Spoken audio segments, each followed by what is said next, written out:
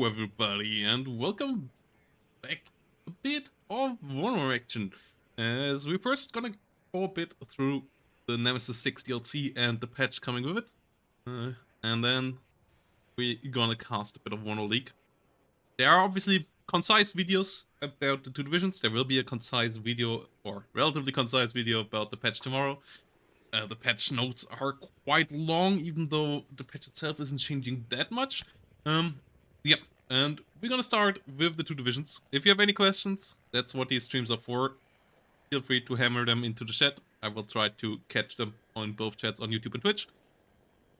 And yeah, if you need to see anything again, YouTube is the better place there because it has the VOD function. So yeah, if you missed anything and you came in a bit late, maybe watch it on YouTube so you can catch up on it. And with that said, let's go into the first cavalry division, which now with the new big change here being the new lovely UI interface. You still go in here, you still click on create. The division manager for now is still the same, so you still have this list here. It's only for when you pick a new division that you have this interface now. It's a lot better interface. Yeah, I kind of wish the filters here would get a bit better as well. Like, they at least added the new division forms here, so that is helpful. So the side filter here is the same, just have the click here is weird. Like, yeah, they should find a way on making the board bigger or something. But yeah, that is that. Cavalry is counting actually not as a cavalry, but as an armored division. The only cavalry division currently. The only cavalry division is 11th armored. The new signature unit thingy is really cool. Really giving you, as a new player, as someone who wants to find their own division and maybe considers DLC and doesn't really know the game yet, a good way of getting a feel of what they are about and getting on there. Obi-Wan, first of all, watch your replays. Yeah, if you get into multiplayer, start with 10v10, but yeah, outside of that, get somebody in a Discord or so to play some 1v1s with you and watch your replays with you, and then watch YouTube videos, watch competitive play to get a grasp, and yeah, use hotkeys and set up a good hotkey scheme so that you get familiar with how everything works. If you've checked the hotkeys, that's the first thing that I do in every video game, is going into the hotkey list, checking what the possible hotkeys are, and like trying to learn those. It's a weird way of approaching it, but that's usually my way of approaching a video game. I open it up especially when I want to play the multiplayer, just check what kind of hotkeys are there, and then going from there. So yeah, outside of that, ask questions. Ask questions here in the chat, ask questions on Discord, ask questions to your opponents. Like, if you lose a game, ask them questions, and then just have fun playing. Like, especially in the Army General campaigns and so on. If you get overwhelmed, use the AI. Like, just focus on the units you want to play with. Let the AI take care of the rest. And yeah, don't feel bad when you lose. But that's obviously the case with every video game, though it's obviously a hard one because you all want to win. Because that is good adrenaline. So yeah, let's get into the first cavalry division here. This being the new one coming in with DLC.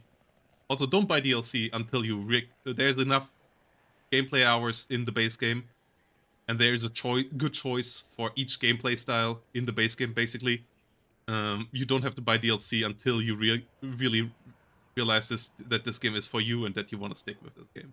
And especially this Nemesis DLCs, they are only add-ons that you, like, really, in the classic sense of, they are pushed onto the side of things. They make it wider, but there's no bigger gameplay mechanic hidden behind DLCs. Obviously, some units work a bit different, but no real gameplay mechanic is hidden behind DLC.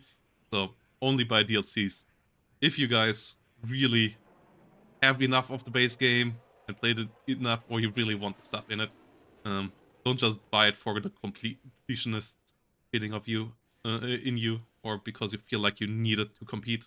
that's also not true. The base game in Wano has the most powerful divisions currently, and always had some of the most powerful divisions. There is no real power creep on the divisional level in Wano.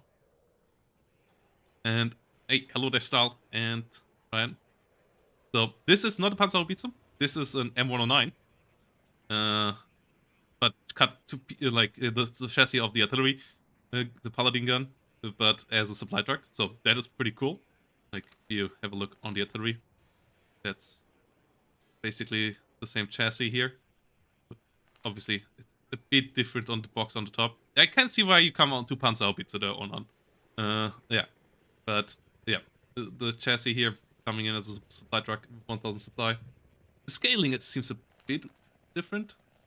Oh no, nah, kind of fits. But yeah, this is a big supply truck. It's relatively slow. Yeah, I still would think to stay with the M35. You get some warriors, you get some Bradley options.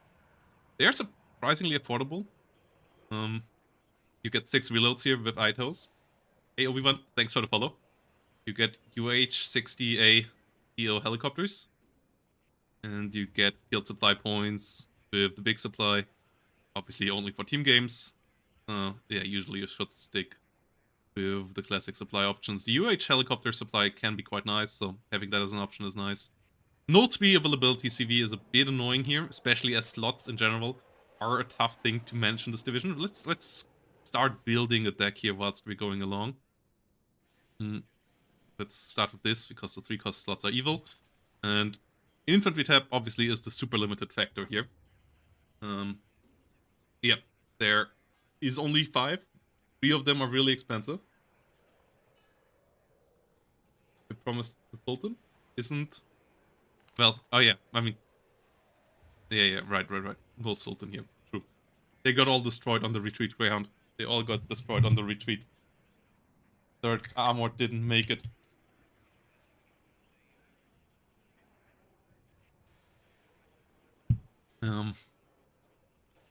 And yeah, we get really limited infantry stabs. So, and you need to use them all, which means that your infantry tab is really expensive and not big.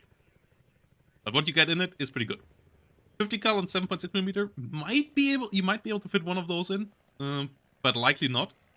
You get an infantry leader with 3 availability. That's a really nice leader. Question is, can you fit it in? You might be able to. And it comes in one of the better Bradleys. The M2A2 Bradley is the one with 5 frontal armor that currently is only on the armored rifles, or they're called, the fire team with 84. The fire team 84s in the 3rd US, and only 1 card there. So getting them here is pretty nice. They have the TOW 2A, which isn't playing the biggest role. The tandem effect there, but the 5 frontal armor is such a big thing for these. And you get even better here, because the Cav Troopers 84, which are basically a fire team 84 kinda, come around with an M2A2 Brad, which is kinda march to war, I believe. Yeah. From the Gulf War, coming around with a good amount of era, coming around with 6 frontal armor, and the TOW 2A as well. So 6 frontal armor plus era means that the Conquerors does 10 damage to your 11 hit points, so you survive a frontal Conquerors hit. Or, yeah, a good couple of tank rounds that most other IVs would die to as well. Like if an Abrams pushes closer to you, they still might not one-shot you, meaning that you might get your second TOW 2 on them before they can kill you with another round. So this is really big. M2A2 Brad with the 6 frontal armor and the era is an absolute monster. This unit will be absolutely key here. You can't really afford it to get a second card of these, I believe. And I don't believe the 2 other Cav Troopers are it. The Bradley here is good for 65 points. And the Cav Trooper with the Dragon is also decent infantry. The lower one is relatively meh. I believe the infantry unit you want, though, is the Armored Rifles, because they are actually a decent infantry squad for a unit coming in an IV. One of the best IFV infantries, because they come with 2 light support weapons, and they'll have a decent AT. And the Warriors in this deck, I believe, will be pretty good, better than in the British decks, because the warrior is a really fast boy. Has a good cannon. ATGM is okay with the Milan, it's not great, but has smoke, and it has 70 kilometers speed off-road, which is the fastest of any IFV, and the same speed, in fact, as an M1 Abrams or an M1 MOD. So you can keep the pushes going with the Milan for a Milan behind your Abrams, which is really nice. Bradley is not half bad either, but it's 15 kilometers kmh slower, so there is a significant difference between it and the Abrams. Also slower on road. So having the Warriors keep up with the Bradleys, I believe, is going to be key. Plus, the combination here is also pretty cheap. 50% for the Warrior with the Milan and 40 for the Armored Rifles. You can go real cheap and go this way, then you are at 80. But the Armored Rifles, I believe, are a card that you want. And then you already can see the slots are getting thin here. And I believe the next unit you want, you have the classic normal American engineers here. You can see in a lot of divisions. And then you have the engineers with the M67. And I believe those are the guys you want next, because they are fantastic flank support. The recoilless rifle with 13 penetration on the side can be really, really helpful to hold the flank. They can deal with enemy infantry pushing into them. They can deal with light vehicles pushing into them quite well. So engineers M67 here are my unit of choice for the next one. And then the final slot, there are a couple of options. I wish the 84 group would be in a division that wouldn't have this few slots. I believe this would be a fantastic squad in any British division with the double law. Can't really afford it here, even though they come at least with an IV. I believe the unit of choice is the aircraft trooper to get quick reinforcements onto the flank. That would be my unit of choice. Can really be helpful in the openers as well to actually grab some ground before your slower units arrive. As I said earlier, the M60 could be an option, or one of the toes. Those are the 3 other options I see. Or basically it's 4 options, because you obviously could just kick out the leader and go with 2 of them, like so. Yeah, those are the choices that I see here as the stuff that you want to do. Exactly, like, yeah, first take reinforcements or taking early ground or so. The aircraft troopers can be quite nice. Artillery is a pretty good one as well. You have the mobile mortars, both the 107 and the 81. These are not for HE damage. The HE damage of mortars is still not great, and the flying arc still too high. We'll see where mortars might come out when we get the rework, especially in Warno, where you can repair any unit. Like, supply is so important in Warno, so yeah, with all of that, using these here currently is not really where you want to be against with HE output. In Steel Division 2, mortars dealing permanent damage. They are in general dealing a bit more damage, but the damage being permanent is also so impactful. But the damage here not being permanent, because you can repair everything and get every squad back to full strength in relatively short time, meaning that small incremental damage is not doing much in Wano. So this is just for smoke. Smoke, on the other hand, is really powerful, so they're good for that. And for the killing, you have these 2 options. And the CLGP is really nice. So Ryan, I don't believe, gets anything, Sneakwood. I'm allowed to talk about buffs, yeah, but I don't believe there has been any change to Ryan. Maybe one of their commanders got cheaper. A lot of commanding infantry units got their prices changed. Some of the French ones got buffed, but I'm not quite sure if one of the Rhine ones is under it. Outside of that, yeah, we haven't really done anything about the Rhine in this patch, because the Rhine has seen a bit of play and so on, and it's not that easy to target buff it in a good way without making it annoying. Like, obviously you could easily make the Rhine the new div mob, but we don't really want to do that, so yeah. The CLGP here, the Copperhead rounds, those are guided ammunition. all the guided ammunition units are now 20 points more expensive than the original unit and come at the same availability. That's also for the Acacia variant in 27th now the case, so that one should be an option now as well. Plus the 9th US has the normal 155mm howitzer that gets the guided copperhead rounds. So those are doing the similar thing now. And then we have the cluster MLRS, which is decent as well. And yeah, if I would go about it, I believe I would go with 2 of these, and then either one of these. The range is important, but the range is the same between these two. Right, okay. I don't need the 50 cal, so I go with the cheaper one. Tanks, obviously, really good in this deck. They have their M72s with smoke. That's a big W. We're gonna take those. These guys being really important for our infantry, because we have so few infantry. Getting the infantry some decent support is pretty key. You might actually go with 0 vet here. The reload time and accuracy going down a decent bit, and aim time going down a decent bit here, so I still might go with 1 vet here.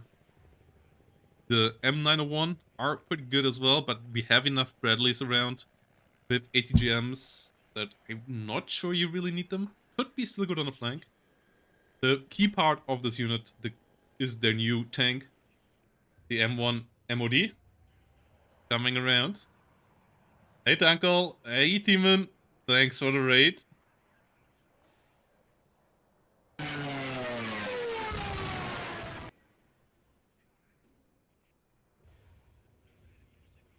Just realized my sound alert stuff didn't fix the Stuka sirens, so currently only I am hearing the Stuka sirens every single time. Thatch. Thought that fixed that as well. I will have to look into that, so that you all can enjoy the Stuka sirens as well. Yeah, I turned it on in the last second, just to check if it's actually working. No, I just turned it on the last second there. Didn't hear them all. You only heard the end of the siren. Or can you hear the complete one? I don't think you can. We'll have to check in the VOD. M1 MOD, really good. Currently, maybe it was a bit underpriced. We will see. It wasn't increased in price. Like, they're obviously... Strike Team and Eugen knows that this is slightly below the curve, but the division needs a selling point, this currently being one of its main selling points. We will see how that all plays out in the end. If it needs a nerf, that's obviously a quick nerf. Just putting it up. Like, if you have the unit in a vacuum, having the same penetration as a Leo 2A4C, and only having 1 less frontal armor, having the same speed, having a bit less HE, but having 1 more side armor, like it should be 270 points, most likely. Has less HE output, has 1 less frontal armor, but 1 more pen than a 1A1, and is a bit faster. So yeah, 270, I believe, would be the right price point in the vacuum. Seeing that with the division here, and you'll only get 2 cards, 260 makes sense, and the 10 points won't kill you. Like, if you lose against the divisions, it's not gonna be because the enemy had 10 points more.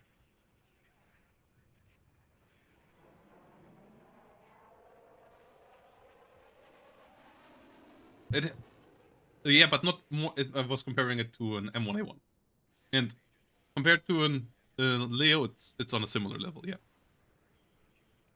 But yeah, it's a good tank for sure. But that's the point, and yeah, we want people to play around with it, so we're gonna see how it goes. The normal M1, pretty decent tank nowadays as well. We had 200 points with the availability it gets, with it being something that you can go to 2 vet on, at which point you get a really solid accuracy and rate of fire. Like, could go with this, and then like finish it out to get a couple of challengers out there. And you for sure want the CV tank. I believe you want the challenger there actually, because it has the 18 frontal armor and can survive an air-launched ATGM. So the speed of the M1 Abrams CP is intriguing as well. Mm. And currently, I think we take both in this deck. Then you can see our slots are already getting thin. Recon tab gets the tag gem. Tag gem, fantastic little unit, comes around with the jammer trait. Jammer trait reduces the accuracy of all units with exceptional and GSR optics down to very good. So that is pretty interesting. It also cancels artillery correction within its area. So that's pretty powerful as well. And usually it only comes in helicopters so far. And the helicopters, you don't want to have that close to the enemy front line. But with this unit, being able to hide in forests, that can be quite nice. So it only costs 15 points. I will for sure test this unit out quite a bit when the patch comes around. And then the other key new unit in this division is the M3 ETAS, which is a Bradley with this lovely looking ball in its rear, which is the same optics, I believe, as on the Kiowa helicopter, or at least a pretty similar kind of optic, giving it exceptional optics on an M3. What it loses for this is all the reload ammunition, because that would be stored in this compartment here for its ATGM launcher, but it still has the launcher with the 2 ready-to-fire missiles. If you keep a supply close, then it can still reload that launcher relatively efficient as well. The normal Bradley gets the relaunch, loses the optics for the same price point, both coming in with ITOs in this one. So I believe you always take the ATAS. You might still take the Bradley. We're gonna see about that, but as you need a couple of other units, the first other unit that you're gonna take is the Colt. That comes with a double sniper, doesn't have the sniper trait, so it doesn't get amazing damage output out of these, but still on the defense should win against other recon squad with this, and can come with the AGL, and the important part is the GSR. And then the Cav Scouts with Dragon, they are pretty nice as well, so I believe those are the 2 infantry ones you go with. And yeah, you might choose a helicopter. So, like, yeah, the way to go would be getting rid of the Takiam and then putting in one of the helicopters, because I don't believe this is a tab where you can afford a 3-cost slot. This might be the tab where I would ask for a buff from Eugen. Yeah, if this division needs buffs, we gotta figure that out. Javelin LML, pretty standard. Stinger can come in a Bradley. This Bradley also sacrifices its reload capacity in the rear to carry the Stinger ammunition and so on. It's coming around also with the Bushmaster slightly reworked. It's not quite the same Bushmaster, I believe, by name even. And it also performs quite different, slightly different. Yeah, it's called the BSV there. And that means it has slightly more anti-helicopter range. The other one have 1,500 meter range against helicopter. This one has 1,750 meter range against helicopter, making it slightly better against helicopters. It's a range where usually the enemy isn't quite coming with the helicopters. If it would have 2,000 meter range against helicopters, that would be a lot better. But this way around, it's still helpful. It won't come up that often. Thing is though, you get it for 50 points with still 2 ITOs in it. So, the Bushmaster Cannon with 2 shots of ITO for 50 points, that's still a pretty good bargain. And that's why I would take the Stinger in it. For fast AA, would go with the Avenger, put him on 1 vet, and for anti-plane, would go with the Tractor Rapier. And then you maybe take something else here, but we're gonna see about that.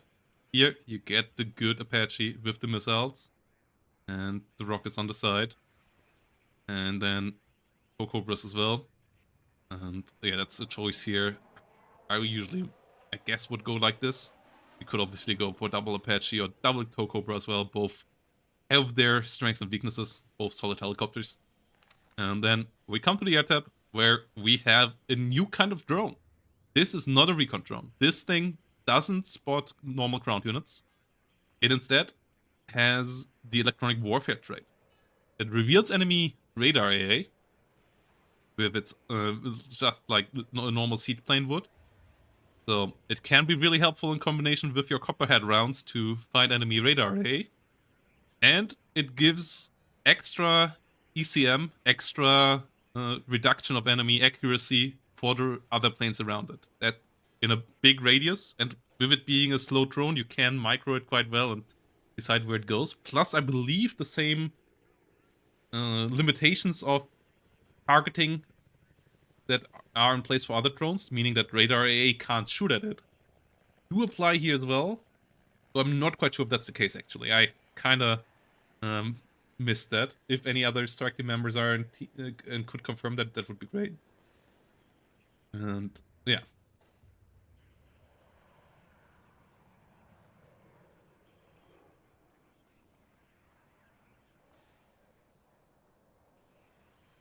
So yeah. Yeah, the lack of infantry is going to be a big issue in this deck. And then we have the Phantom. Yeah, more electronic warfare is cool. The Tuck Jump and the Cave Tiger are a great inclusion. Yeah, it doesn't. All drones have no ECM. They have, I believe, a hidden trait, which being Eugen, obviously, that gives them a dodge chance against missiles. I might be wrong on that. It feels like it when you shoot at drones that they have ECM. They might not have. I believe they have a hidden stat that reduces the stuff how they shoot. That obviously shouldn't be hidden because we have traits for stuff like this. Eugen gives us just a stats trait. Call it small target or whatever.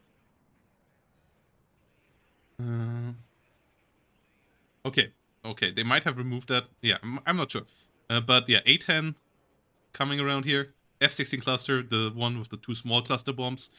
Good against light targets, really quick reload time. Still deals solid damage to finish off a tank. Won't kill a tank with those, but being relatively cheap and quick turnaround time, this is still a good cluster bomber with 30% ECM. Especially if you have a Pave Tiger around, though I don't believe you can really afford the Pave Tiger for 1v1, but in team games this thing should be amazing. And yeah, I believe I would build the air tap something like that, and that would be a deck. And I believe this would actually be kind of the way I would build it in the end. Like, maybe putting out the 7.6mm for another infantry squad or so. But on paper, that looks fine to me as well.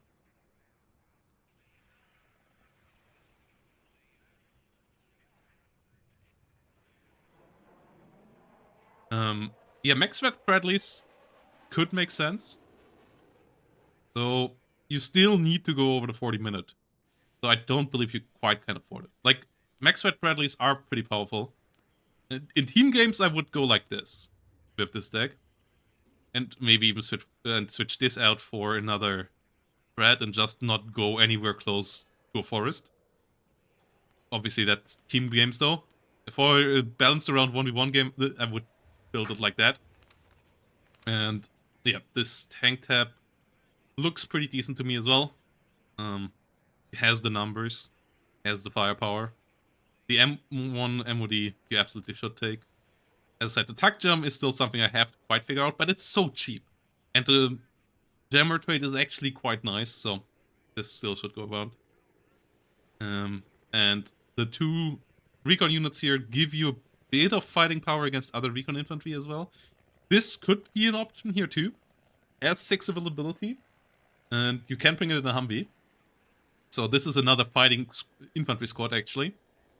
You could take that over the Cav Scouts. I like the Dragon 2 on the Cav Scouts though, and I like the Humvee AGL on the Cav Scouts, that's why I go with those. But this is a really good recon squad as well. So the recon tab is kind of repaying you in a bit, but you don't get the slots. And then AA is doing a decent job, brings you another armored vehicle here with the Bradley. You could go full vet on the Bradleys here. That's an option too. And yeah, it doesn't come with AP power here, but the ITO on it is quite interesting. I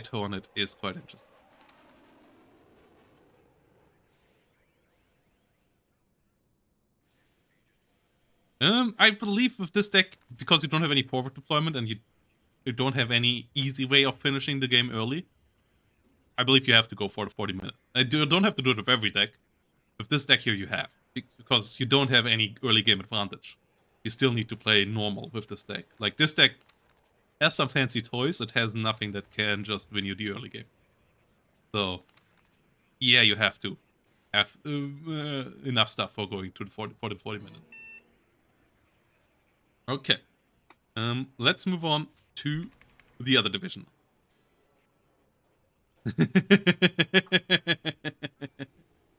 And let's have a look on the first Motostralky.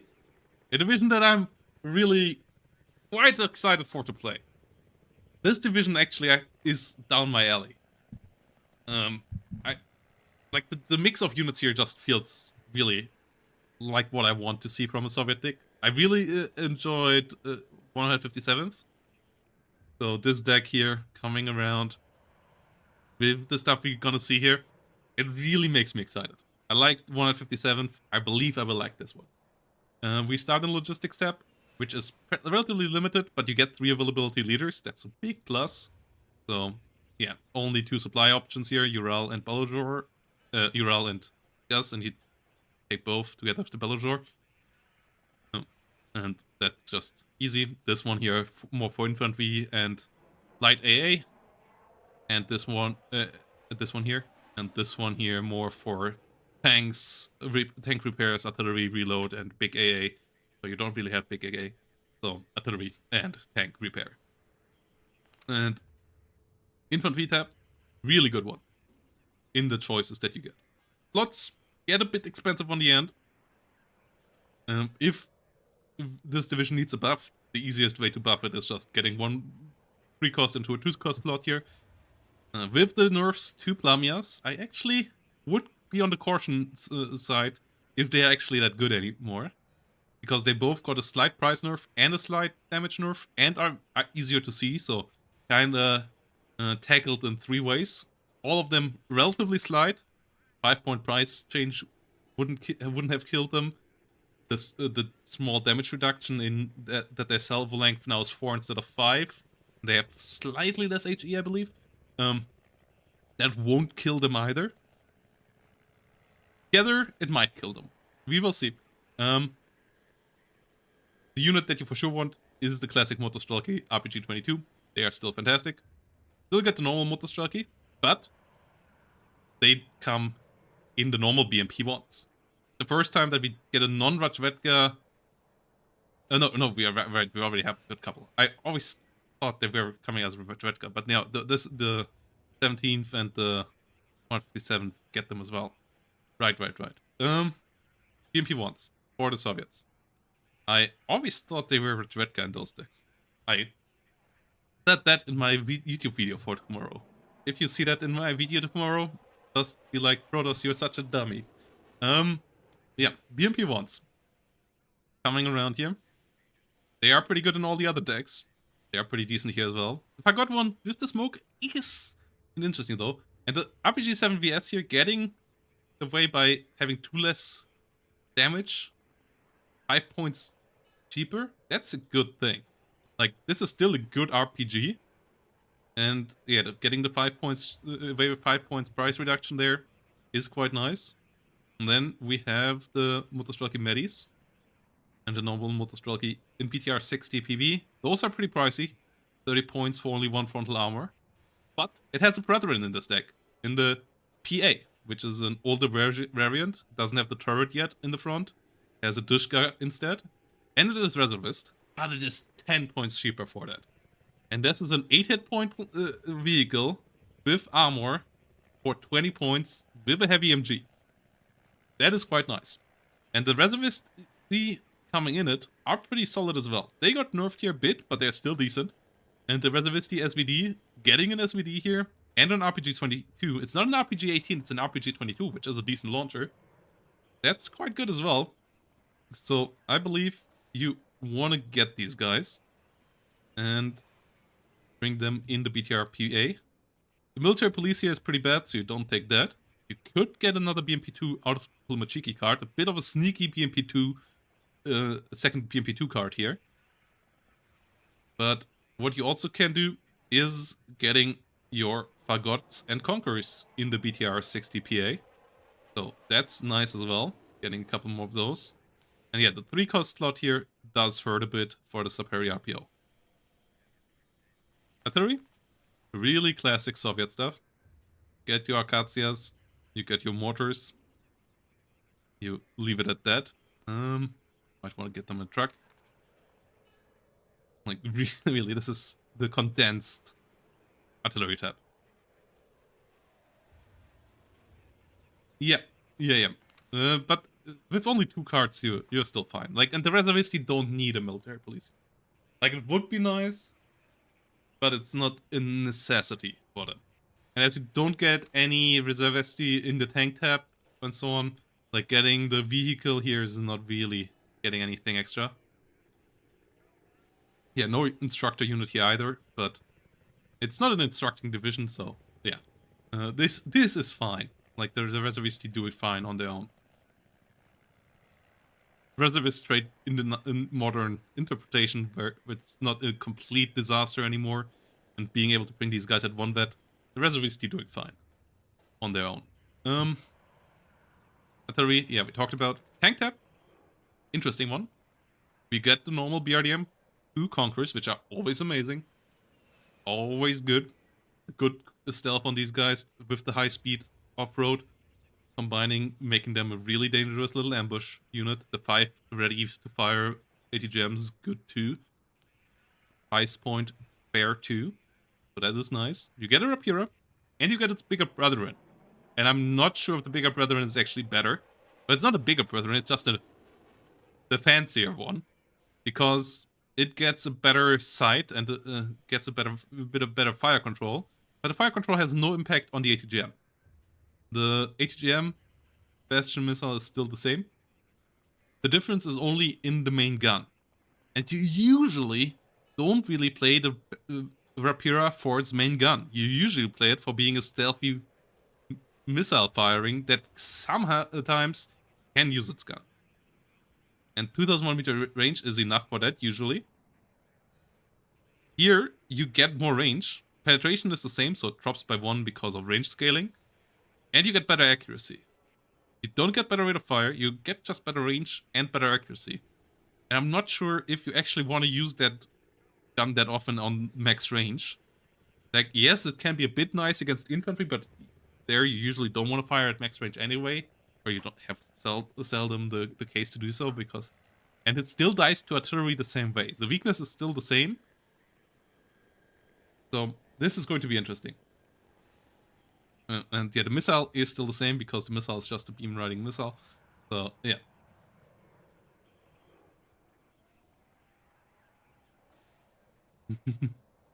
This one is quite interesting. Rapira and Ruta. Gonna be weird. It's gonna be interesting to see if this actually is worthwhile.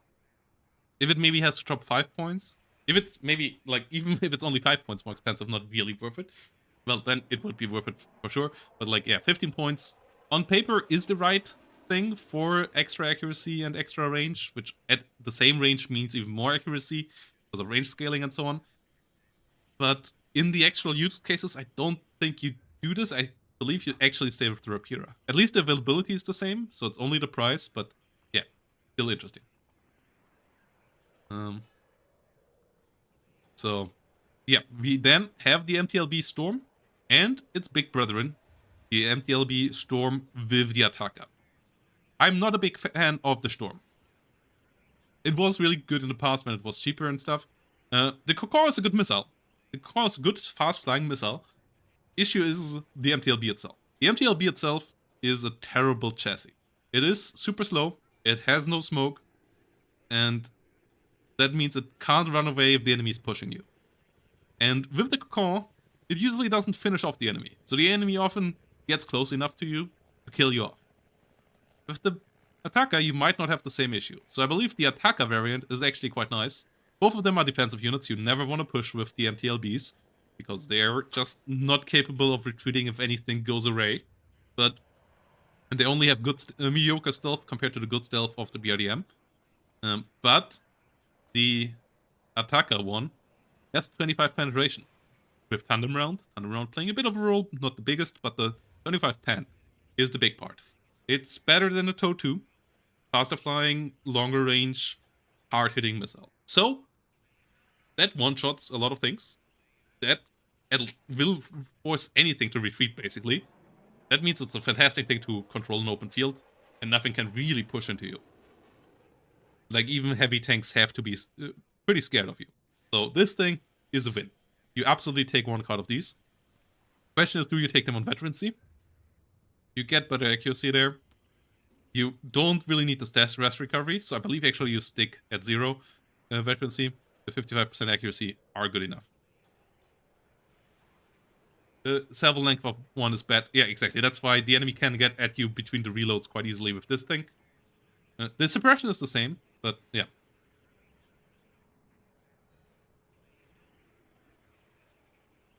I mean, this is a medium tank division that it can support. But I don't actually think you want to follow the tanks of this. I believe the way you want to play this is this holds the flank, and then these guys push. These guys are the baseline T-72 that we already know from the East Germans and the Polish. They work pretty well there. And you get 3 cards of these here. You can get a good couple out of these. And you also get a slightly bigger brother of it. It is the first, the OBR-77 is an interesting one. It's the first 17 frontal armor T-72 without improved fire control.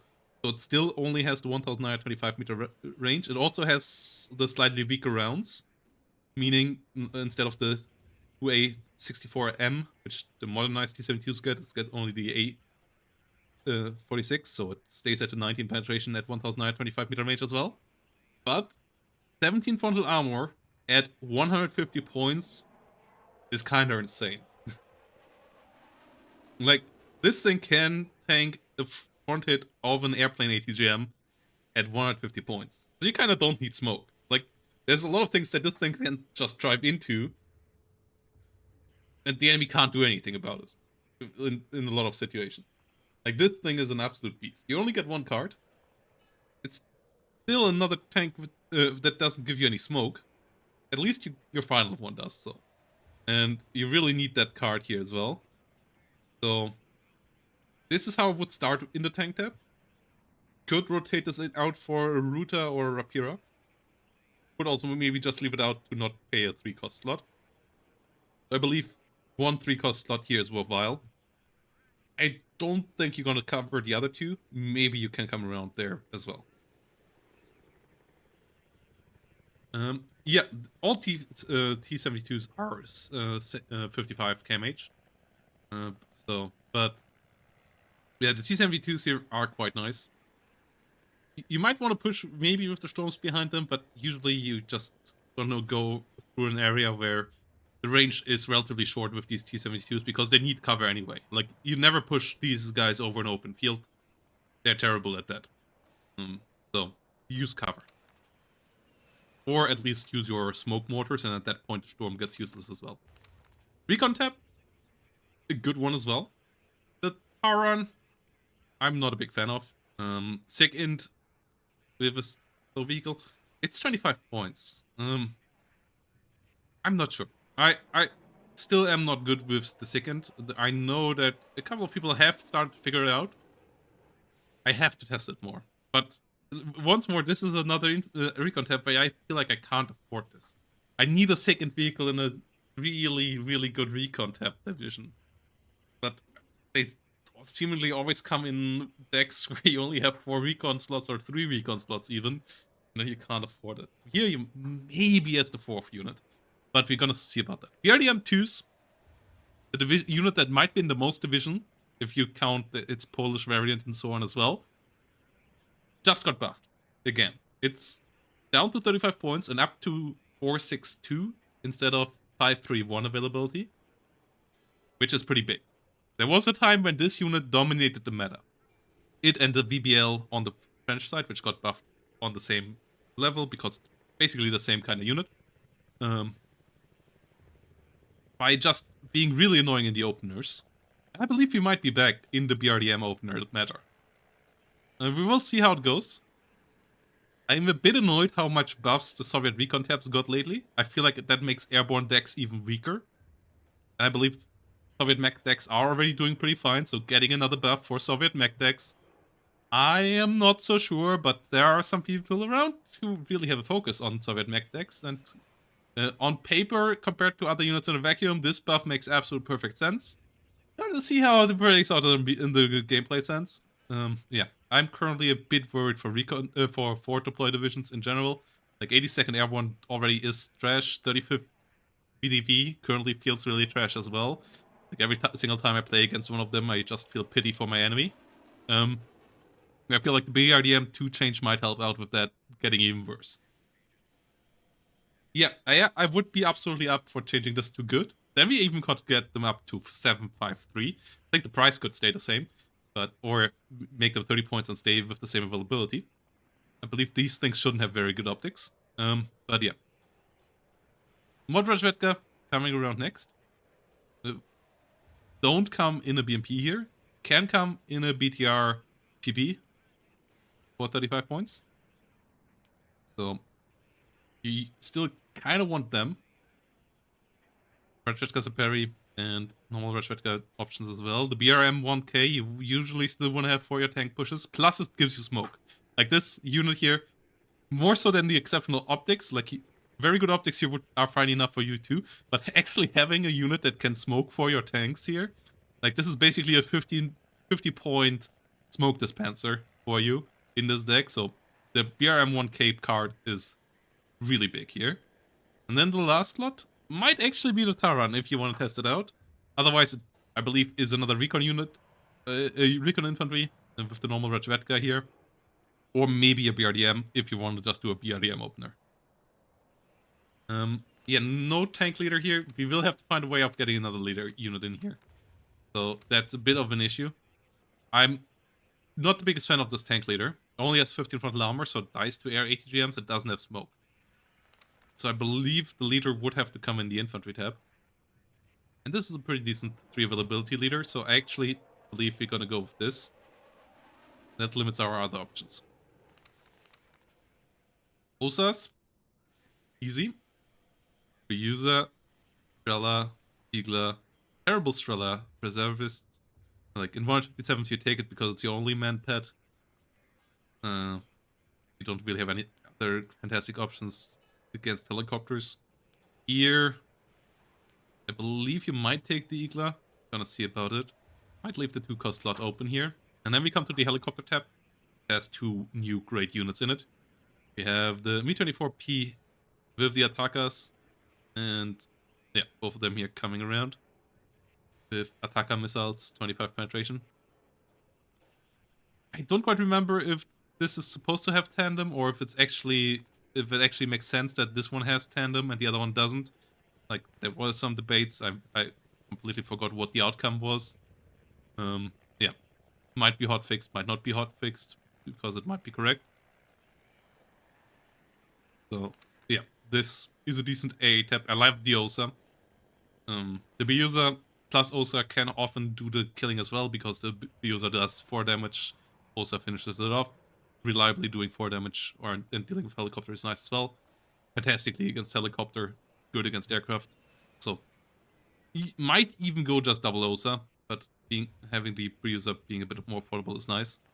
And yeah, the Mi-24P attackers being a scary equivalent to some Apaches or so. Only having 10% ECM, but in general still a fantastic helicopter. The 30mm gun on the Mi-24P not being a turret is a bit annoying as well, but both variants here are quite good. The rocket one obviously being more flexible. This one having 8 missiles can just completely annihilate armored pushes on its own. So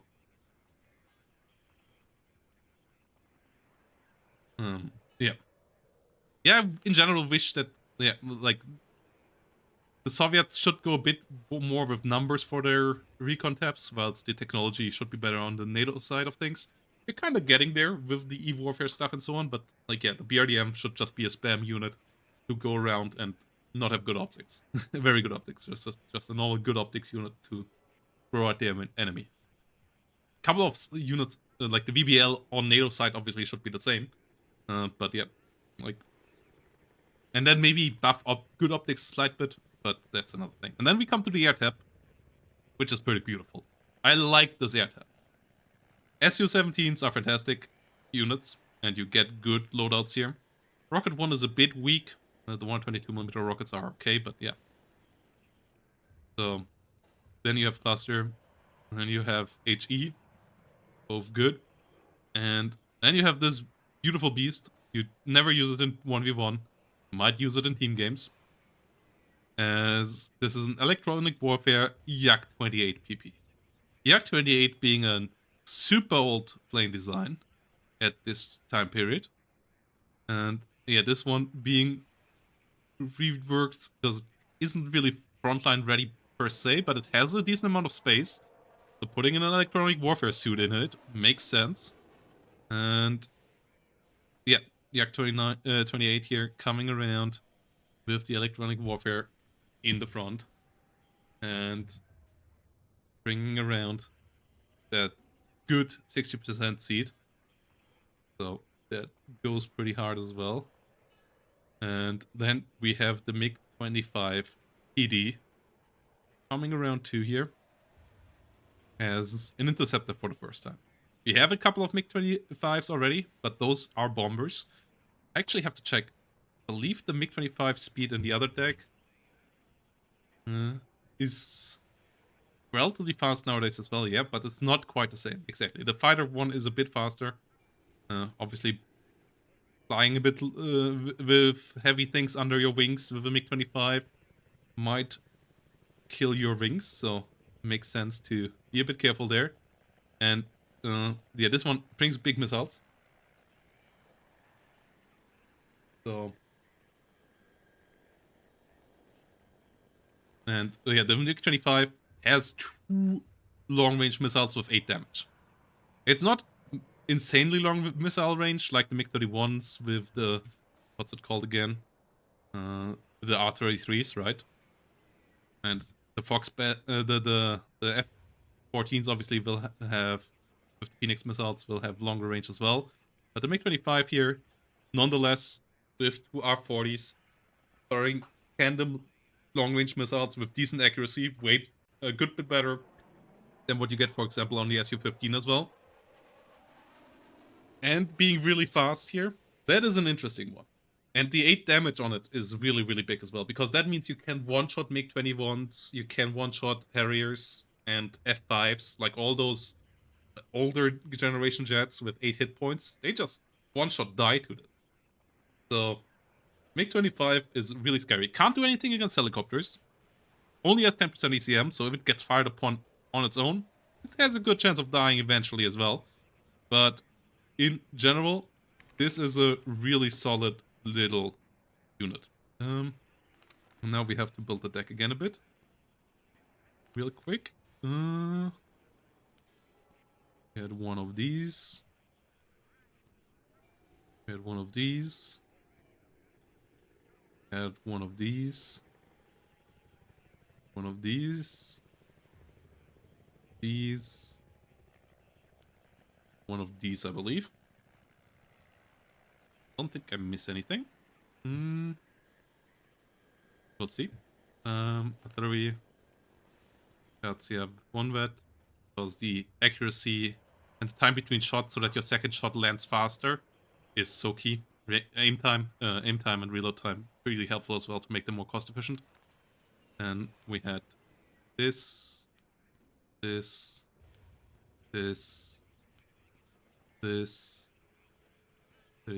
I believe this. Might get one with 3 vet here. We had this, air tap, air tap, air tap, A tap, 2 of these. Then we started with some fox bats. Might want to take 2 cards of these. Could just go with this.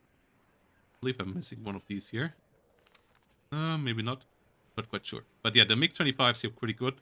The MiG-21s are absolute throwaway ones here. They have terrible missiles. They have some of the older R3Rs and R13s before the R60s came around. So old missile stocks.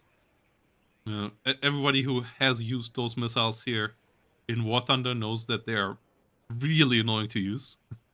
They are not good missiles, and that's why it's represented here as well.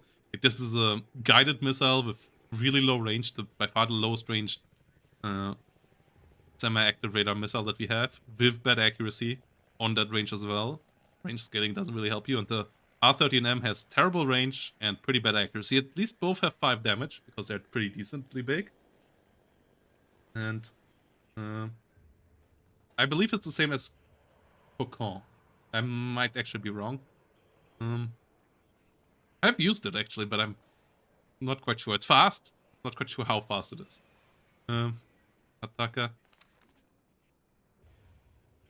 Greyhound, Crispy River, if you have any information, let me know. I have used them, but I totally didn't really check how fast they are. They're fast. We might just put something ahead of them and figure that out in a second. Let's actually just do that. And look at the new map at the same time. Or not new map. There's a rework of Factory though. Nope, the other way around. Give me first. Oh no. Well, check that deck. Why did you get rid of my filter? Custom battle groups.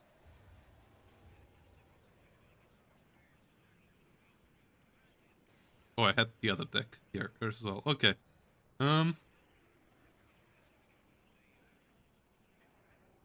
Let's figure that out.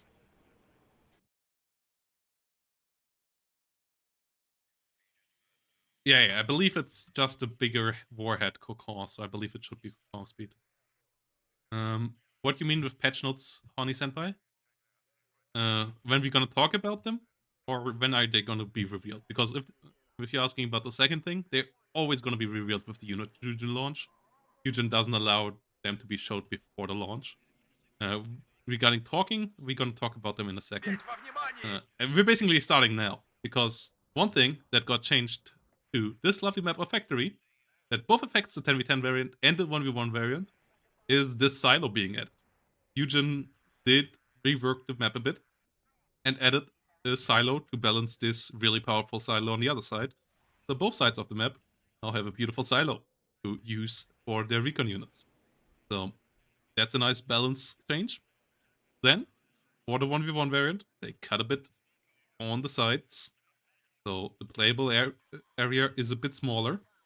So a bit less cheese on the flanks. Nice thing as well. And then they also redid the zones a bit. It's only a 7-pointer now. I'm never happy about that. I think 7 is too low. You can give us 9. I liked the 9 before. Make Dimitri and center 2-pointers. Is my answer to this. Easy answer. Make Dimitri and center 2-pointers. Being as it is, it's a 7-pointer zone. You have 2-2-pointers on the flanks. I like that part. Still believe Dimitri and center, because they are so close to each player's spawns anyway. If you get in there, you should get 2 points for it. Then the map would be a bit faster as well, and we wouldn't, because this way, I'm fearing we will get a lot of slogs on it. In general, it's a much better variant than before, because it's not as annoying around the side. 2-pointer rushes. Yeah. With too many points on the map in the really far past were not that great either, but this way around it's quite solid.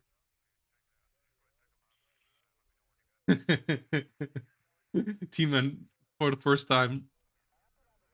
Classic strike team player mentality there by Teamman.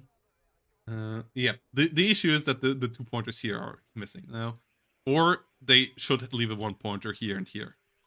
Like, I believe that these being these being 2-pointers was a bit weird.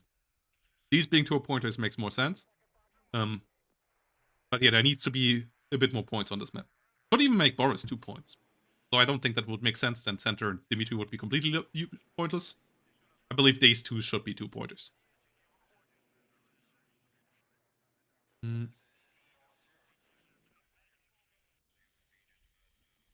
It wasn't the 40-minute grind on this map before? No. Like every one of my games on this map before ended in 20. Because somebody lost all their stuff in the town fights or from a flanking attack or so. But now with flanking it's being reduced and so on. Like, yeah, it's more about the center now. From a balance perspective, I like this variant. I like the focus on the combat now. It still allows for decent maneuvering here. As I said, I just would want to get 1 or 2 more points here, but that's my 2 cents. Course might differ. And yeah, let's have a look on what attackers actually do.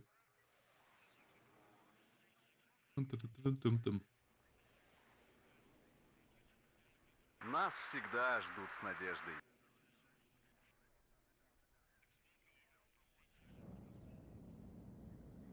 Проверка связи, прием.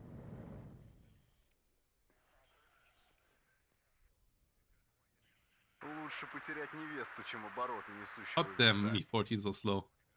Движение на горизонте. Быстрей, поехали. Смена полетного задания. Right, should have had my plane out. Because the AI is it knows how to protect itself against helicopter cheese, but there goes the Mirage. Враг в поле зрения. So, yeah, that is Cocon speed. So, Хорошо накрыл. Понял, строю заход. Конец связи. it's the same speed По нам долбят. as Cocon. And yeah, MiG-25s are terrible dogfighters because they have a really long turn radius. So don't dogfight with these. Shoot your missiles and then get the hell out of there. Don't dogfight with MiG-25s. You deserve to lose if you do so. Okay. So we have that cleared up as well.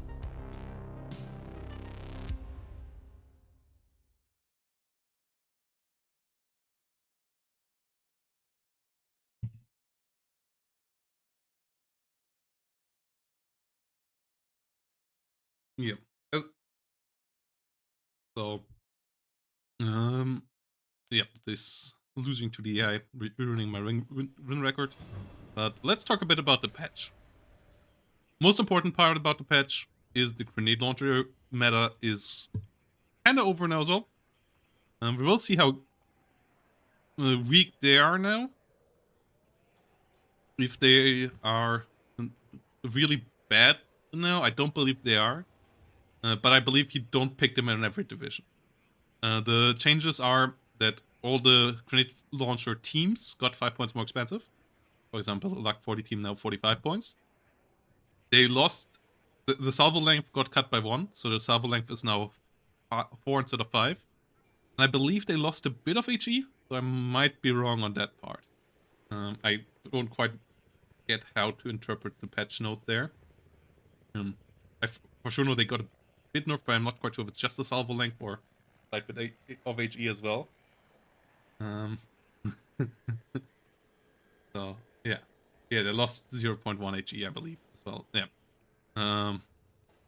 So we'll see how that all plays out. I believe it's a bit too much all at once, maybe. They also have better fire animation now. Maybe should have showed that. Where you can see their shots better, which is really nice. A little quality of life.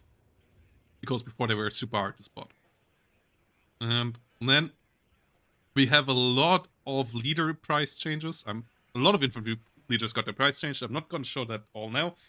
If you want to listen to me talk through all of them, watch my video tomorrow. It's a really, really long list because a couple of strike team members are hecklers for actually balancing units against each other and calling Eugen out on all their inconsistencies, which is good, but it makes reading out the patch notes an absolute hell. Yeah, we got a lot of those. So, DivMob is not back. We have a question in the chat that I can actually use for the next point, because DivMob, Curtis Province, is nerfed. Some might say it's a side grade. They got 5 points more expensive, because the Super Bazooka now has 13 penetration instead of 10. I believe it's a really big nerf, because you didn't use them for the Super Bazooka in the first place. And if you use them for the Super Bazooka is there because it does decent suppression. It still does the same suppression. The damage doesn't really matter on it. It usually doesn't deal much damage. And things that it could have killed before, it still will kill now. Things that it couldn't kill before, it still likely won't kill now. And it costs 5 points more, which is pretty impactful. So, Div Mob got nerfed basically with the Provinciers here. Yeah. Impactful for the Div Mob changes. So, Div Mob there getting a bit of flack on the side. Then let's talk about a unit that I find really funny. And we're gonna see how it will play out. We find it in 5th Blinde. Why do you still have the Div Mob and Spanish? Okay. There we go. And that is the EBG. EBG now is 45 instead of 50 points. And the EBG now comes with 10 of base availability. Which might be a bit over the top. But yeah, you get 10 of these things now. Thing is that these are a lot worse than their other engineer tank counterparts because they have a terrible range. They have half their range, basically. 850 meter range is just shy of getting hit by any kind of AT weapon back. And before, with only 6 availability and 50 points, it wasn't really worth it to risk that. With you now being able to kind of throw them away, it might be worthwhile to risk that. So, these things now, I think are pretty scary. And 5th Blinde is still a decent deck, so this is a nice buff to 5th Blinde. Yeah. That is the first one there.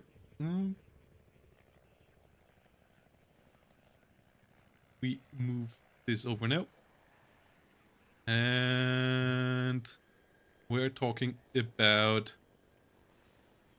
Yeah, AGL's got 0.1 nerf. We got the bailout crit removed. I totally forgot about that. I should have started the whole stream with that. Bailout is gone. The other crits are all still there, so you still can get your tracks shut out and stuff. But no more bailout, which is massive. Because bailout is just super annoying. But bailout is also the main source of copium for people who lose, because when they got a bailout, they obviously lost because of the bailout. So, will all the people who needed that copium now survive without it? We're gonna figure out over the upcoming weeks. Gonna be interesting. Then we have another small nerf to a little tank, being the Centurion Mark 13s in London. These were pretty insane. Reservist, but 16 pen for 65 points was quite crazy. Now it's 16 pens for 70 points. The leader one went up 5 points too. The M1 Abrams National Guard variant went down 10 points, so 24th really might be back on the menu because it already got the M1 IPs buffed. Now it gets the National Guard M1 Abrams buffed. The tank tab of 24th out of the blue is a pretty good tank tab now. So 24th already was pretty good now with the M1 IPs. With the National Guard ones now being decent as well, this is going to be interesting. Also, a couple of other buffs for them coming around as well. We have the Puma Orchidee, which is in 6 Leger. Their helicopter going down 5 points. Like, good couple of 5-point changes like that. We have one of my favorite units in CLKA getting cheaper. The Res Virginia.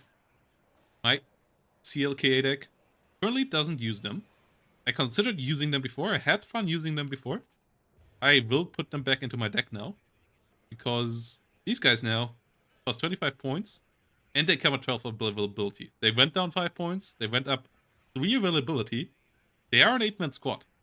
8 men for 25 points. That's a bargain. That's a real bargain. So I would get them around instead of these guys here. So let's get me some reservist Genia. Pushing them in with commandos. Fantastic. Like, this is the deal. You put the reservist Genia in a forest. You just run them in the enemy infantry. They take the fire. Commandos do the shooting. Once they get into the TNT range, they throw a couple of TNTs around. Let's go. Like, this is amazing HP to cost ratio. And special charges don't need you to be accurate. They throw them at the enemy and they will do damage and do good stress. So the enemy will go down with you as long as you get decently close. Obviously, with all the stress they take and so on, they will get slowed down quite decently. But the combination, you never use these alone. You use them in front of your commandos, or maybe later in front of your other infantry. But then they are fantastic. They're a fantastic meat shield. Bit sad for the boys here, but they're the perfect meat shield, basically. Like, they might not be a better meat shield unit in the game right now than these guys. Would only be better if they would be full Uzi, because the Mac doesn't really fit in. So it wouldn't make much difference because Uzi's is pretty trash anyways. Another big change, National Guard's engineers in 35th finally have decent availability again. So 35th might be back on the menu. 35th now, this being my deck of it. I currently don't use these two units because they had terrible availability. This was at 6. This was at 8 base availability, I believe. This now is at 10 base availability. This now at 8. And you now get 5 on 1 vet. So instead of 4 in 1 vet, you get 5 now, which is nice. So this will help out a good bit. Yeah, you can take out any kind of unit you want here. And the National Guard engineers, I'm not sure if I'm going to take those, but I'm for sure going to take more vehicles rifles again.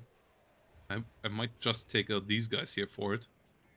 So, yeah, I'm not quite sure what you are supposed to take out for this, but having more M67s for sure is going to be nice. And this division in general already got pretty solid buffs lately and should be in a pretty solid state now. Like, it's still obviously going to be a National Guard division and you're gonna jump through some hoops there, but with the Phantom being so good, and so like this division has something going for it. Yeah, gonna be interesting.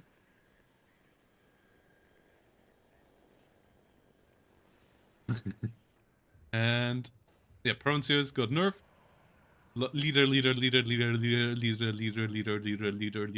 Leader. All going around. And then we have the ACAFs. Right. Another buff to 35th. The M113 ACAFs got once more price reduced. They go down another 5 points. Coming around for now 35 points in 35th and 40 points for the regular one. So this thing might be worthwhile again. Got heavily nerfed back in the day. Nowadays, recoilless rifles are pretty decent again with their base accuracy getting buffed and so on. And with these guys going from 50 to 45 to 40 now, this is a good vehicle again. So, yeah, this is looking pretty good. It's not like he's the only 35th fanboy in Strike Team. That division has a lot of supporters. Another unit that our Canadian friends are keen on is the ADATs. That one, based on an M113, gets cheaper as well. 190 points now instead of 200. Not a massive buff, but a buff nonetheless, making it a bit more worthwhile and a really nice one because the unit was just a bit too expensive before. Obviously, it's really powerful, being a combined great anti-tank and great or good AA piece. Like, that's a great combo. So, it should be relatively expensive, but yeah, getting the price change there makes sense. The Avenger now has a base availability of 7, but lower veterancy so you can take it with 0 availability on with 7 availability on 0 vet, and still have the same 5-3 here that you also have with the AB Avenger. So yeah, you can now go ham on the Avenger, but it doesn't have free veterancy anymore in the 2 decks that it comes with. And yeah, that is the big basic stuff here for the NATO side of things. We also have for the Canadians 2 small buffs. First of all, the Iraqis now got Grizzlies, so you get a bit of Grizzly action in your opener. And then the other thing is that they have now two 7.6mm MGs. I get where this one is coming from. No idea why there's a random reservist. I guess they're coming with because of these reserves. So, guess makes sense. Yeah, but they got two 7.6mm MGs now as well.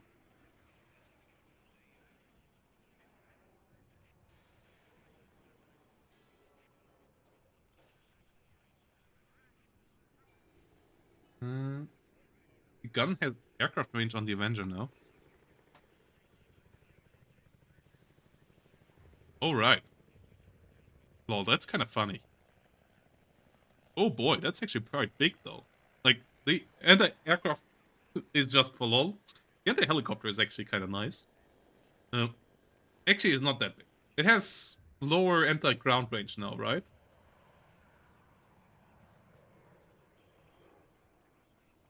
It has lower anti-ground range. I mean, it's a real cannon. Like, as you can see, this is not your average 50 cal. So, yeah. I actually liked it as a anti-ground unit. The two Stingers usually do a pretty good job against an A-10 anyways. Like, I've never had an issue with low-flying planes with this thing in the first place. Like, rapid-fire Stingers kill anything that flies close to you and is relatively slow. So... But... So, I'm actually not sure if this is going to be a real buff. It's a nice side grade. Like, the loss of 200-meter range ground range is actually pretty impactful because it was quite helpful as randomly showing up unit that actually helped out against enemy infantry, especially in 82nd, where you don't have any ground fire support usually. So yeah, this is interesting, and yeah, decent ranges there against helicopters and so on. So these are the things there. 82nd gets one small buff. 82nd, I believe, at the moment is a terrible division. Gets one small deserved buff. That is in the helicopter tab. Its ADOTs now come at 2-vet. And 2-vet for helicopters is working a bit differently, meaning that they get 8% accuracy here for that level on their stingers. So they have insanely accurate stingers now. Like 68% base accuracy stinger. And the autocannon is also quite crazy. So ADOTs now actually is a pretty good choice here. And yeah, the Sheridan also. Right. The Shellac gets better accuracy. The main gun too? Yeah. So yeah, Sheridan also now better as well. Yeah, Eugen forgot that got that in some of the patch notes, but obviously will be in the fleet patch notes hopefully. Fingers crossed. Yeah, ADOTs here. The Shellac here now being decently accurate. Still obviously terrible damage, but the accuracy is nice. And the main gun, yeah, being a bit better too. So this is going to be interesting. A bit of love to 82nd. And then I'm looking if I have forgotten anything important. I don't think so. On the NATO side of things. On the Pact side of things, we have one key division that got some decent amount of changes, and that is 17. Starting in the artillery tab, this thing here now is cheaper. This thing here now has smoke rockets. If you remember the tank tab of this division, then you know this thing having smoke rockets actually is making it quite interesting and worthwhile to take most likely, because you don't have any smoke on your tanks. So, and your tanks have relatively low ranges, so getting smoke rockets to enable them to get closer to the enemy can be pretty interesting. On the other hand, one of their tanks now doesn't want to get too close to the enemy anymore. And that is the T-64R, because that one now fires heat rounds. Fires really good heat rounds. 17 penetration heat rounds are quite fantastic. But it fires heat rounds now. It's a buff compared to its previous ammo. That's why it's 132 points now. Yeah, we will see how it works out. Might still need to go down 5 points, maybe, if we gonna see how it goes. Like, nobody really knows how this goes. This is going to be really fun. So, yeah, instead of the really abysmal AP round, it gets a pretty good heat round now that enables it to shoot at anything and actually kills off 3 frontal armor units from afar with one shot. So warriors and so on have to be careful. The T10M just gets 5 points cheaper, which brings it into a pretty cost-efficient, more cost-efficient space as well. Falanga P gets 5 points cheaper as well, BRDM, so some nice buffs there. Some of the leaders got cheap. I believe this leader got a bit cheaper, and this leader got a bit cheaper. So some slight buffs there as well. With the units there, the BRDM's obviously getting cheaper across the board. That's going to be helpful here too. And I believe that is it for the buffs for the division. Gonna be interesting to see how that works out with the smoke rockets, with the tank changes now. Like, yeah, max T64. You can get 6 cards of these, so you can really test out how good the heat rounds are if you want to go do that. Yeah, tank tab here, gonna be interesting. Other T64s have seen some price changes as well, though they have been nerfed. And those are the T64 OBR. I believe is the one in second, if I remember correctly. What the hell? That's a T64, right. That way around. OBR. No, 25th. Right. The crazy efficient one in 25th. Which started at 150 points, if I can remember correctly. Now is 170 points. Which is the price point it is supposed to be at. Great frontal armor, great penetration. Lower range, but has smoke. Yeah. Its leader variant is now at 200 points as well, because obviously it has to go up. That nerfs 17 a bit. 17 getting a bit of a stray bullet there, but you still have to take at least one card. You most likely 2 cards of these there still, because you need smoke tanks. So yeah, that's the change there. Then we have the Rajvedka variant of the T64. That went down 10 points. So 25th does get something back in form of a cheaper T64 B1. Because this doesn't have an ATGM and it was kind of priced like an AT it would have. So T64 B1 going down in price. That is nice. And then we have the whole T72 family. Not the whole T72B family going up 10 points. So leader and so on, all going up 10 points, meaning also the export variant of it, the S, going up to 250 points, just like the B. The East German one only going 5 points, because it before paid 5 points for Resolute, which is un-East German, because usually East Germany gets Resolute for free in 1.0. And we are back to that. So T72 S here now, for the East Germans being the same price as the B and the S for the Czechoslovaks. But having Resolute, so another East German victory here. We are still keeping up to standing out of ruins.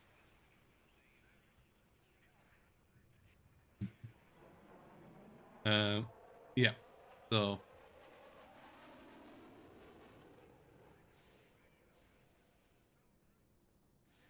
E54. Yeah, yep. This one still pays 10 points here. Or 5 points here, but it is kind of okay. It's really impactful on this guy. So, yeah.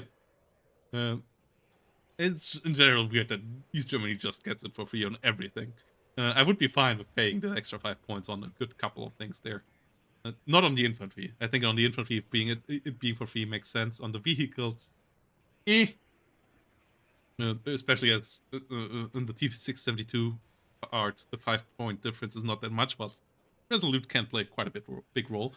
But yeah, the Merida also gets extra accuracy without paying extra compared to the East Germans because of the Resolute and so on. So it's not for free everywhere, but somehow for T72s it is now. So yeah. That being said, let's move on with another tank that gets buffed, and that is the T80 BVK family, or BK family, the leader tanks of the T80. And I always forget this little minus.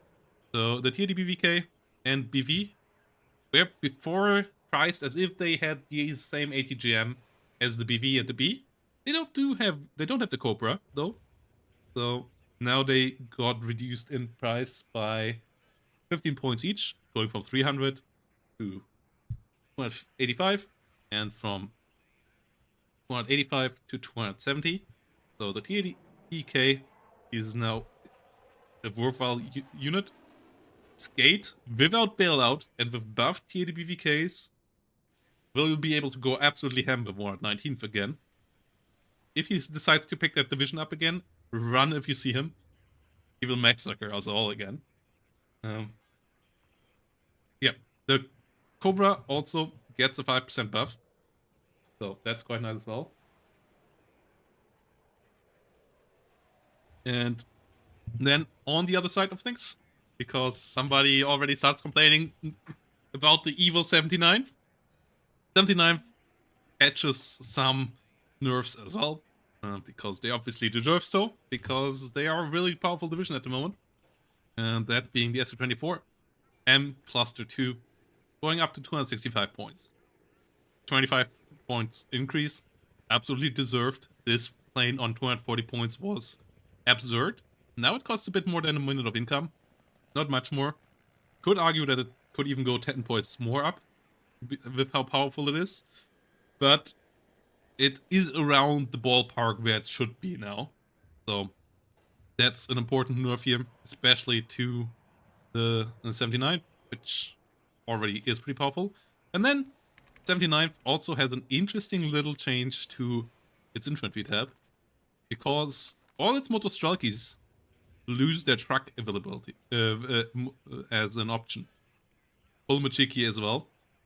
So you can't take a truck for them as transport, meaning that you don't have any infantry unit anymore with AT that can come in early in a truck and take some space. You still get the Saparis in the Gaz and the BTR, but Motostrelkis don't come around, and usually you took one Motostrelki card early on in one of those Gaz, so now you have to bring them in BMPs.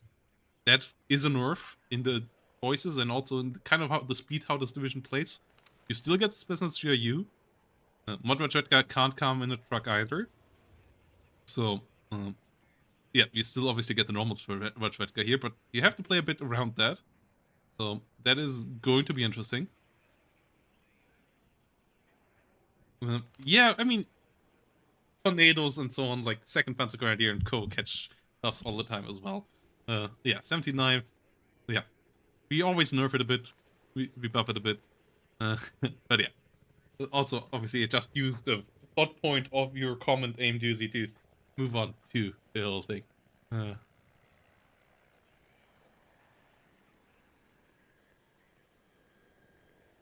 Yeah, I can't show the Paro drone. The Paro drone is just a normal 500 kmh drone, which I believe is the same as the CLs. So yeah, it's in the same family as the CL, and the Czechoslovak drone, which I forgot the name of. Obviously, is a Soviet drone as well. The EU-143. I believe flight characteristics and so on are all the same here too.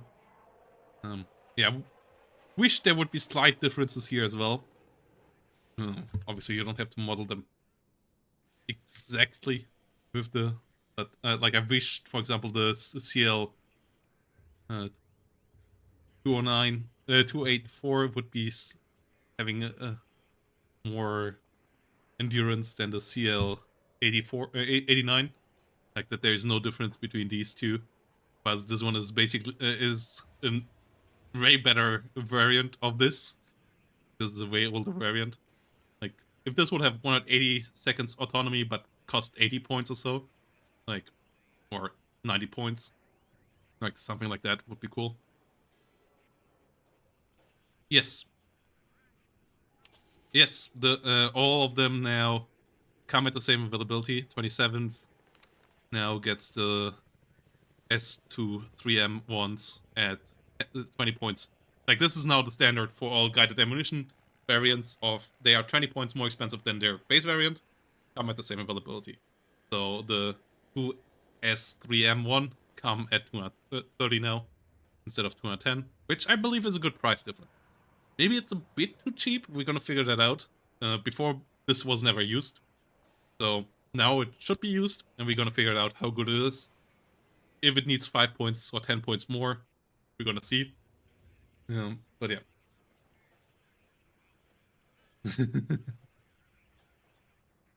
So yeah, the drone things and so on still can be worked upon. It's nice that we have the drones. It's nice that we have guided ammunition and so on. Autonomy in Warno is how long the unit can fly out on the space. So the CL 20 that this one can stay out on the map for 90 seconds currently before it is forced to fall back to base. It doesn't just drop out of the sky when it's at 0, but it is forced to return to base. So you have 90 seconds of flight time with these currently, which with the CL-89 makes kind of sense. This is a relatively short range and like, yeah, programmed flight path.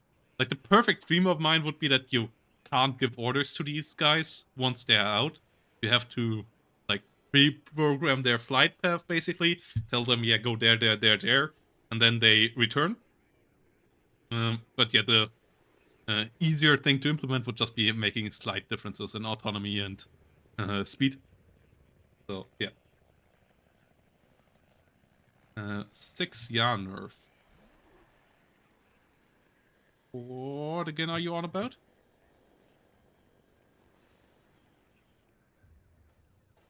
The meat we earn, base availability decrease. Okay. Yeah. 6CR now doesn't get free red on the meat we earns. Yeah. And the MiG-21 cluster? What? What happened here? Oh, they are all 240. No. 200. Where that happened before, no? Oh no, they're all one type of bomb? There were 2 bombs before? I'm trying to remember what. Yeah, they're all now in one weapon, so they're 120-second now, right? Yeah, there were 2 slots before, so we might be able to make this thing a bit cheaper again. Like, it's for MiG-21 stupidly expensive right now, because it was so stupidly strong with its turnaround time. With 120 seconds reload, we might be able to go to 220 or so, and make it more behave like a MiG-21 should. Yeah, 2 minutes now is nice. Like, maybe 225. Yeah, it's a good cluster bomber. Yeah, that one is interesting as well. Yeah, there were a good couple of changes that didn't make it into patch notes, as per usual. Another small buff to some checks are next to the BRDM2. The check... What's its name again? Vidra.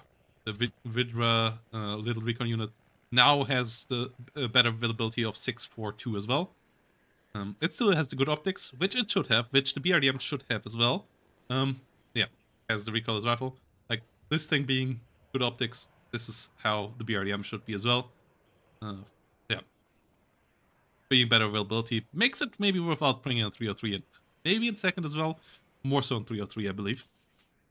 Which wants kind of units like this. So, yeah. And then one nice change for the 4th ZMAC is that their commandosis now are pretty decent squads. They're only 6-man squads. They now have RPKs instead of the PKMs. The Dacian Commandosi, the 8-man squad, which is kind of more working like a blocking detachment now, still has the 3 PKMs. Good firing squad on defense. Like, this unit is fantastic.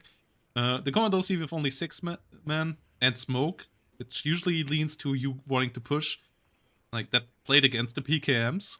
So now having RPKs, you can push a bit more with these guys, using their shock a bit more.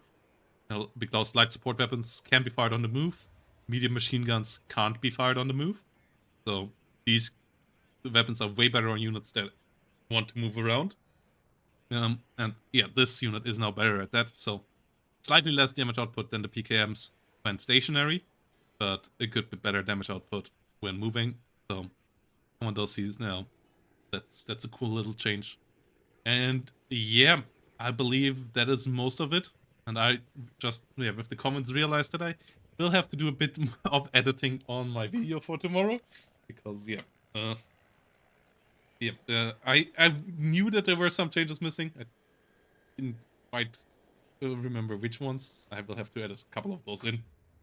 There will still likely be a couple missed in the video compared to the full release, but most things should be in now. Uh, yeah.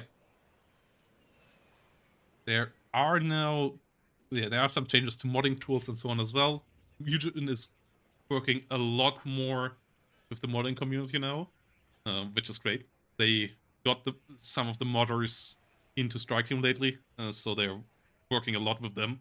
So hopefully within the next couple of patches, the modability of Wano gets easier, and also the mods can get better because Eugen can implement stuff that the modders want, plus modders can ask Eugen for things, how things work, so they can understand the Eugen code better. So, like, it's really fantastic to see from somebody who comes from Steel Division, where modding was just such an afterthought and so hard to do. And we had one mod that added unit models in it that was amazing and mind-blowing, to now having freaking Star Wars mods and Warhammer 40k mods with good-looking models. Like, yeah, that's is the future of Wano.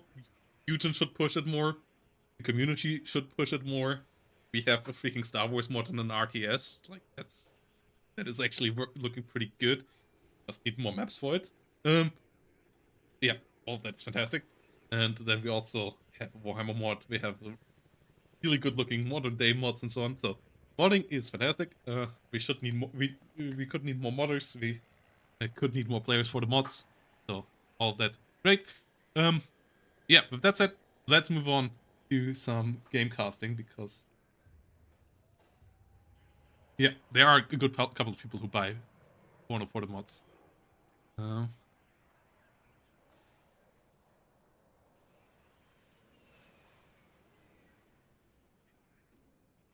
Yeah, the other one is on and off. Exactly. Yeah, let's get into game casting. So quick break, guys, and then we're gonna cover some Mono League games. Just we start here. So yeah, we're gonna start with the Division 3 Tiebreaker game, and then we're gonna have the first playoff game from Division 4, which is going to be first quarterfinal base with that. Yeah, second bag. Okay, switching from one variant to the other takes a long time here. Way longer than usual. Maybe has to do with the modding file changes. Yeah, need to take a slight bit more time here. Maybe we should have just loaded them off the right team build, but yeah, the team files are still updating. Will take a minute or two here now to get that all through. Yeah. Gives us the time to talk about the matchup we're going to go into already, though. Oh, they did again a game file reduction. Oh boy.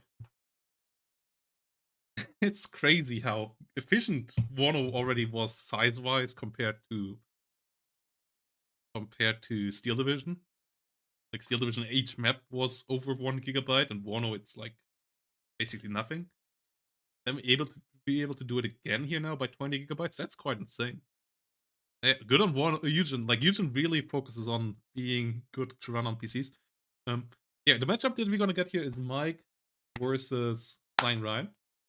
Like, yeah, Eugen really looking out for the people with who don't have the best rig. Like the low graphics Wano, it looks ugly, but you obviously don't zoom in Wano that much anyways, and it also makes it run on a 10-year-old MacBook basically, because you don't need that much graphics for it anymore. You still need a good amount of RAM even on low graphics Wano, but the load on CPU and GPU can be lowered so much, and even on the highest level, it's not that high of a load compared to other top level RTS or even non-top level RTS, like a certain Broken Arrow. So yeah, you're really doing a good job there. And yeah, Steel Division 2, the size of the game always was a bit of a talking point. So them being able to do it in one of good. Let's talk about Flying Ryan and Mike. Flying Ryan and Mike here, Division 3. They are in Group D, and they are fighting about who advances in the first slot. And for that, we have a tiebreaker rule set. They have exactly the same stats in all the tiebreakers. They drew against each other in the normal season. So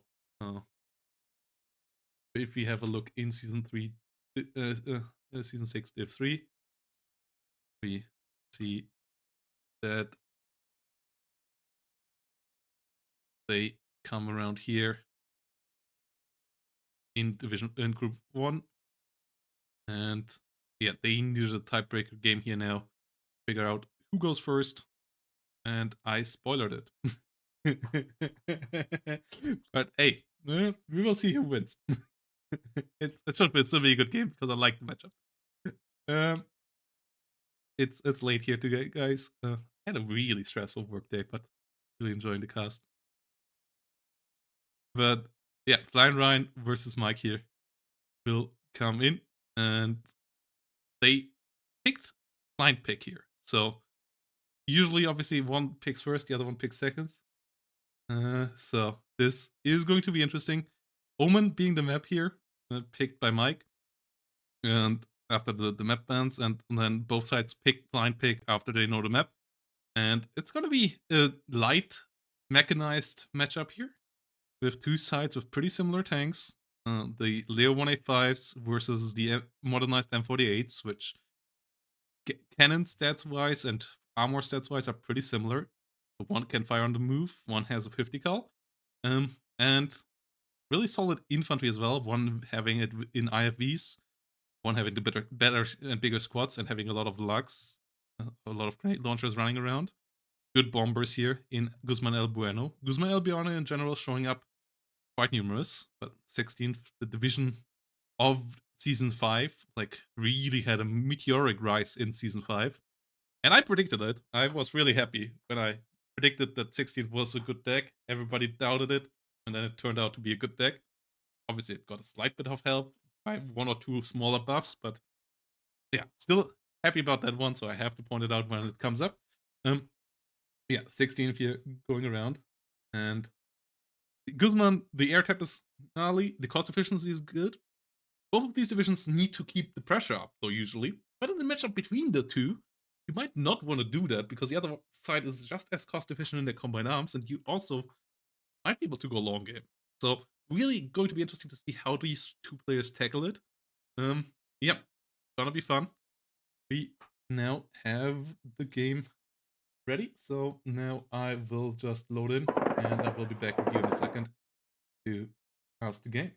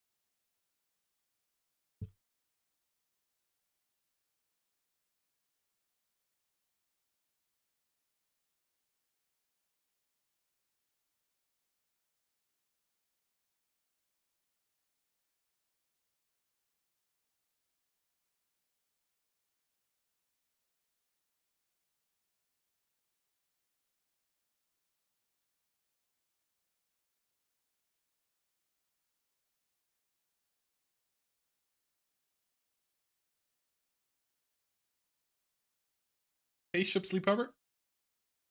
Welcome to that. Grab you. And yeah, we're about to go in here. Is that you, Mike? With that name? AKA Ships?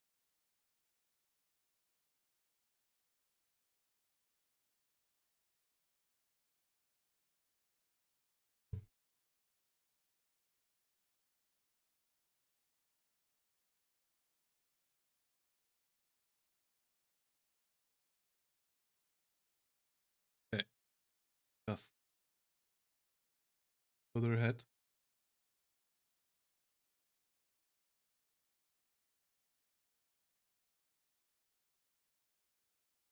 Because the deployment in the game is quite long as well. Obviously, important match for both players, so makes sense to take their time.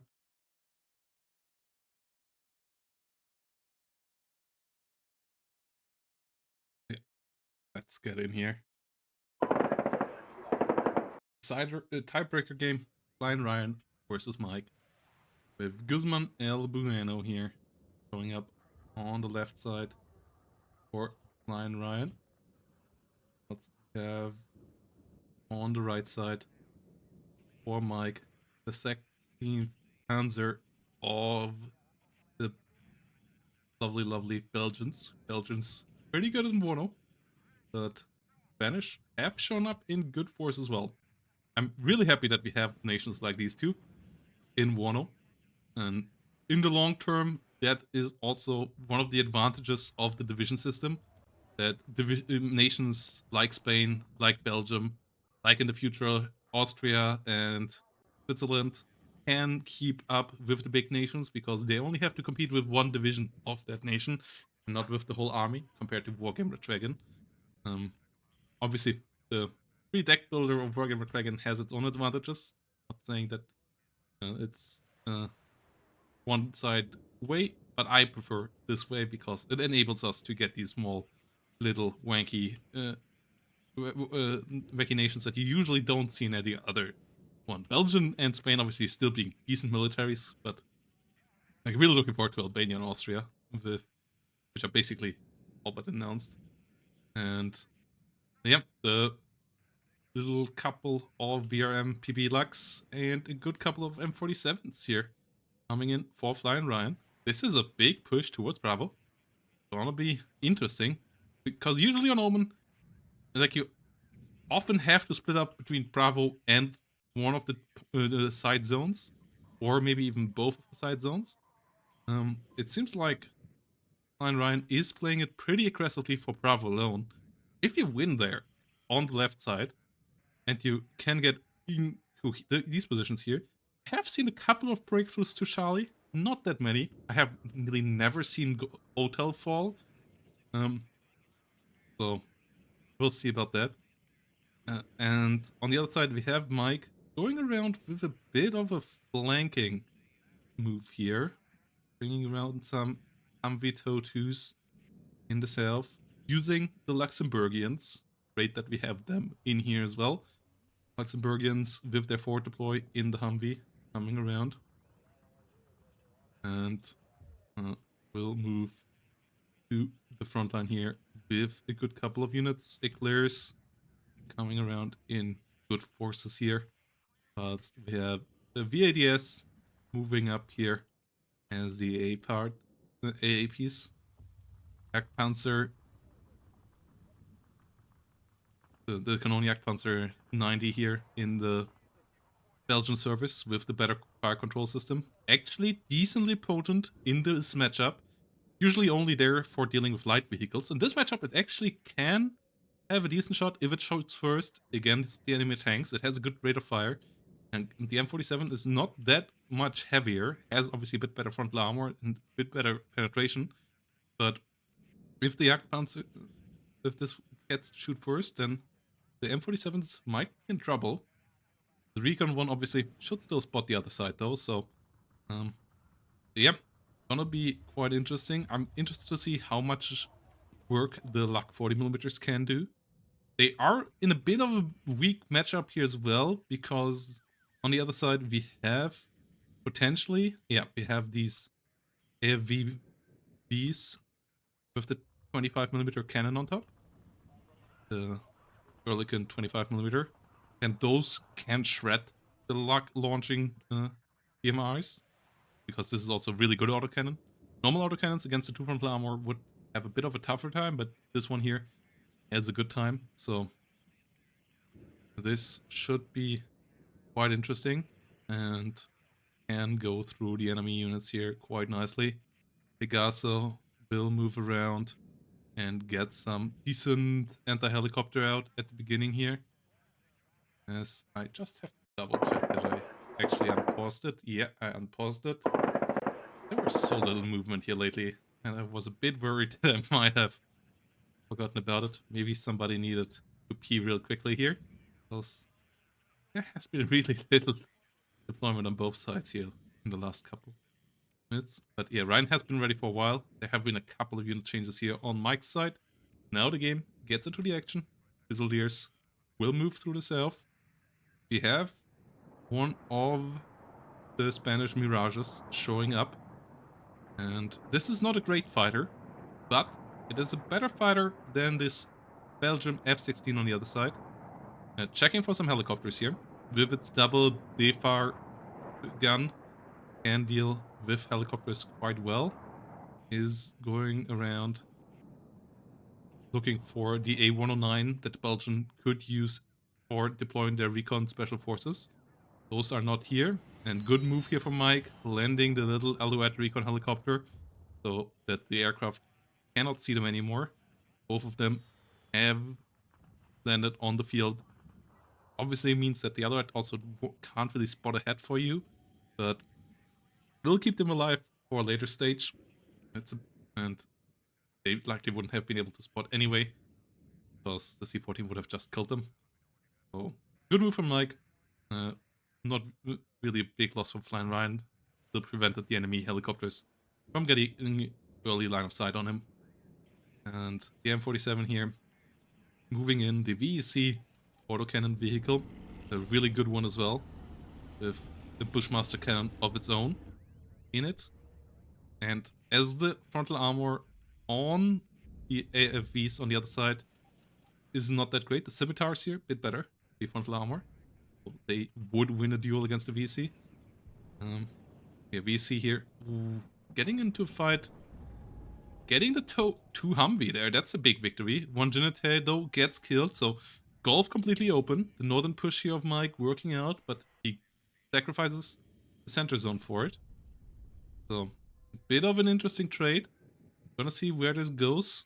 Gonna see when Flying Ryan realizes that where the enemy push is coming. Obviously, if you take the whole center zone, you must realize the enemy is somewhere else. BC and the M47s here trying to check out where this might be. Reinforcements arriving. Recon helicopter coming in for the north. I like that, to try to figure out where the actual enemy force is. And yeah, it's moving in here towards Gulf. Has a launch pad towards Foxtrot there as well. At the same time, Charlie, pretty open. Flying Ryan potentially could push deeper. So you also want to be careful to not overextend as a position from this position on, to not get too close to the enemy spawn, overstretch your reinforcement lines, then the enemy can bomb you without your fighters arriving in time to intercept. And that means you kind of need to bring AA with it. And currently there is no iHawk setup just yet. So makes sense to not push onto Charlie just yet. But you also have to contest the north a bit, because if the enemy just can get an easy launching pad into Foxtrot, that's going to be painful. So you got to be careful about that. Way around. M47 will find the H2 Humvee. Eclairs here. Ooh, might find the Milan 2. Here, BMR needs to unload here. Turn helicopter does spot the whole shenanigans. BMR disengaging a bit. We have the Jagdpanzers here getting involved. BMR under fire. BC loses his M47. So good kills here for Mike. The M47 and the B2bo move forward here. The VC25 over here already went down. Fusileros versus Fusiliers versus Trinité. Win one thanks to the Jagdpanzer by the Fusilero. are not giving fire support, and another situation here for Flying Rhine starts to become a bit painful. We see they're going down as well. The Picasso AA truck is doing its best. Gets a kill. Infantry pushing forward. And Ryan has figured out where the enemy is at. Gets the fantastic bombers here. With the 1000 kilogram bombs out. Against the Tourney Panzer, it's not super efficient. It's a 240 point plane that killed a 50 point unit, so you need to do that 5 times to actually pay off. But still better to get a target and then start to get a reload than just flying around endlessly. And getting rid of one of those tanks here is still relatively impactful on the front line right now. It's Milan 2 here will get got. And yeah, the Jagdpanzer there went down as well. The Fusileros got the better of it. More of them coming around. AFVs coming around as well. Really interesting to see that heavy focus on those Canon Jagdpanzer instead of the Leo 1s. As now the first Leo 1 PE does arrive. We have an A109 AT helicopter around as well, but it gets immediately rinsed by the Pegaso. Pegaso getting a nice little victory here. Good micro here on the Milan. Now jumping back in. Likely gonna get a good shot there on the M47, but can the Pegaso kill it? Pegaso doing its best. Ooh, barely not quite getting the kill. Fusileros coming around. So the Milan 1 likely gonna die, but good micro there for Mike. The Milan 1 in the north does go down. Mac Fusiliers as well, but decent fight here still, and on the edge of Foxtrot. +2 here currently for Mike, because this zone in the north never got captured by Flying Rhine, and this is a bit over eager by Flying Rhine. He would have to unload here and then slowly push in there. He can't just run his units up there. And he still might not have quite gotten how much there is in the north here. So with the lack of the center force, he should understand it a bit more. But yeah, maybe expecting more units here in the south. The arrows getting the Milan 1, getting a good kill there. M47s coming in here. 17 penetration. No smoke on these guys. Can deal decently well with the enemy here. Ooh, leader going down in the transport here, trying to push for the Charlie zone. But now that's likely an overextension because the reinforcements have arrived in the middle, holding a decent line here. Else we have M47, E2 moving up in the north. Another Fusiliero coming in. We have the Jagdpanzer Canon 90 here. Fusiliero way too deep. Leader at least did unload. Fusiliero now unloading. Ooh, might still do it in time. Thanks to one miss there. Gets its 90 CR on target. And is going the wrong way right now, but might still get the scimitar nonetheless. Yes, does get the scimitar nonetheless, so the face check unload there actually working out in the end. The infantry over here, yeah, overextending. Getting the defense line around here, that's good. This is slightly overstepping the welcome. And that means reinforcements are needed here for the center. They are coming with Milans. We also get even more Milans here around. This is not the perfect Milan map. Like, there are some great spaces for ATGMs on this map, but you can't cover the whole front line in it like you can do on some other maps. So the overinvestment into ATGM units here right now on this side is a bit worrying for me. I would have enjoyed a couple more grenade launcher teams and maybe a couple more concentrated tanks. The M47s here now doing a good, decent job though. Infantry moving around. Pioneer flamethrower should run into the luck and have some problem, but Leo 1 BE gets the first kill here. Shut down in the south. Whilst the rear line here is starting to establish itself. South is pretty stable, but the north and the center here quite interesting. CV of Mike did rotate it around. The other side, Flying Ryan gets the leader in here as well. Santana on the side. Pistolero on the side here as well. M47 once more in trouble. Getting around against 2 tanks here. Does go down. Yeah, not quite enough support for it. And yeah, Flying Ryan a couple too many times lately overstepping the welcome. The M47's pushing on their own. And the losses over here, they might become relatively painful. The Luck 40mm here now in a good defensive position. And Amvito getting just run down by the C-14. Good usage of that unit. Should just run down the helicopter here now as well. To enable... Okay, just does it with a flyby. The M9P actually finds its mark. And that means the Goleros don't get spotted anymore. Milan 2's here. Getting around. With a recon unit around spot for them, so ATGMs can start flying around here in a second.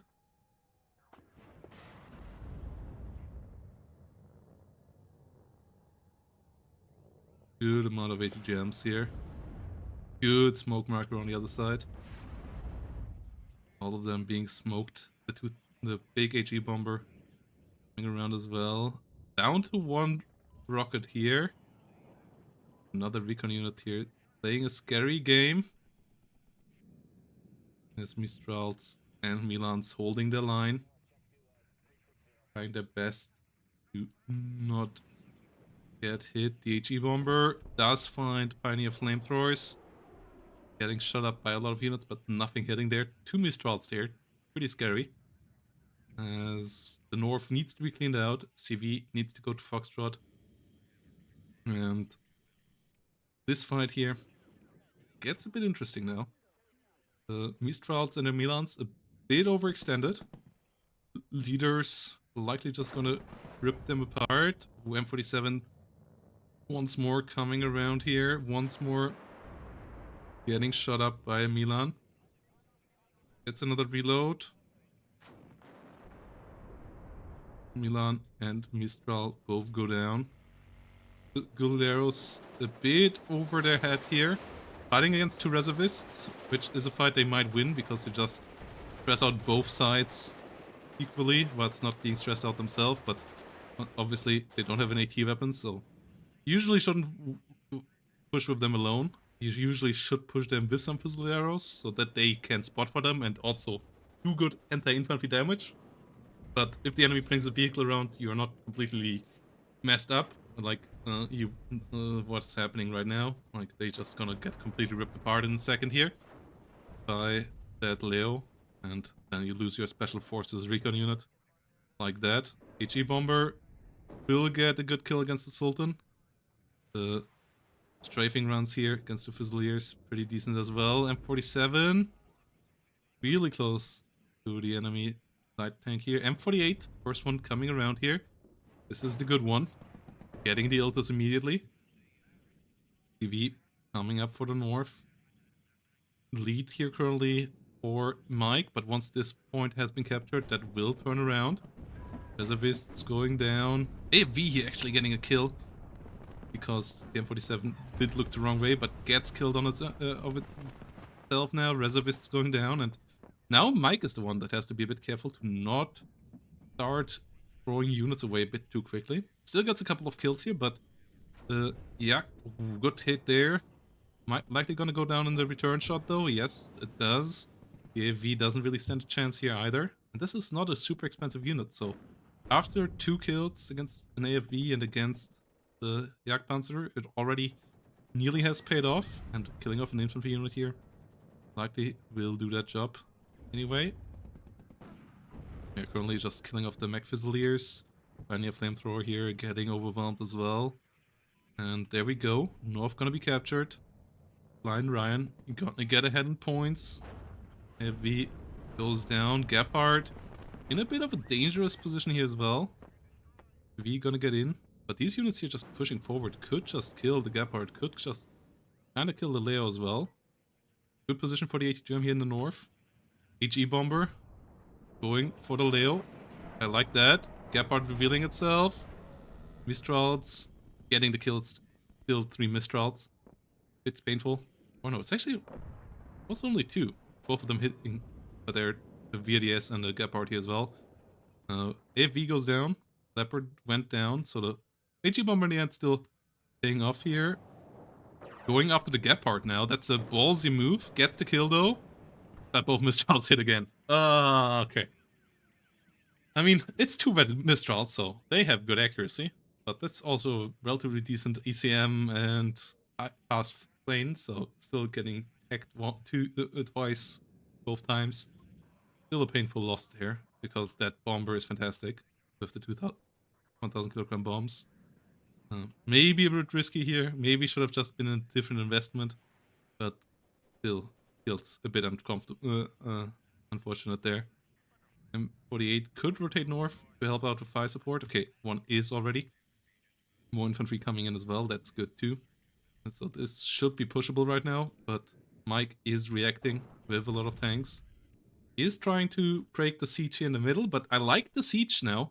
Like, this is a siege line that is good. The 2 infantry units overstepping, they absolutely did, but they also figured out the situation, and Flying Ryan did adopt nicely here with the units that they brought up here to solidify the front line. Scimitar moving around. We have a couple of Fusileros hunting a single remaining Fusilier. Issue currently for Flying Ryan is that Mech Fusilier leader here needs to get rid of that to start to get the take up again. Whilst you see good kills in the middle. Leopard 1 goes down. BADS goes down as well. Fusileros need to get out of there. Whilst next BADS gets fired upon by BMRs. And yeah, this currently is really hard to see. That luckily will change. The Eugen Special Effects team really gave the grenade launcher a fitting visual now. Especially from when you look from up top. So that you can spot it without it looking comically big. Ooh, good kills against the Leos here. Yeah, the push in the north. There is pressure here now from Mike, but Blind Ryan has whittled it down a decent bit. Needs some reinforcements up north now again, but is winning the center fight here right now. BMR coming in a bit too early. Just a bit too early. Could smoke off, isn't smoking off, does go down. That is really painful. That AFV actually coming around and getting the kill here. That is annoying. Oh, the cluster bomber does go down as well. Flying Ryan investing a bit too much in the flying part.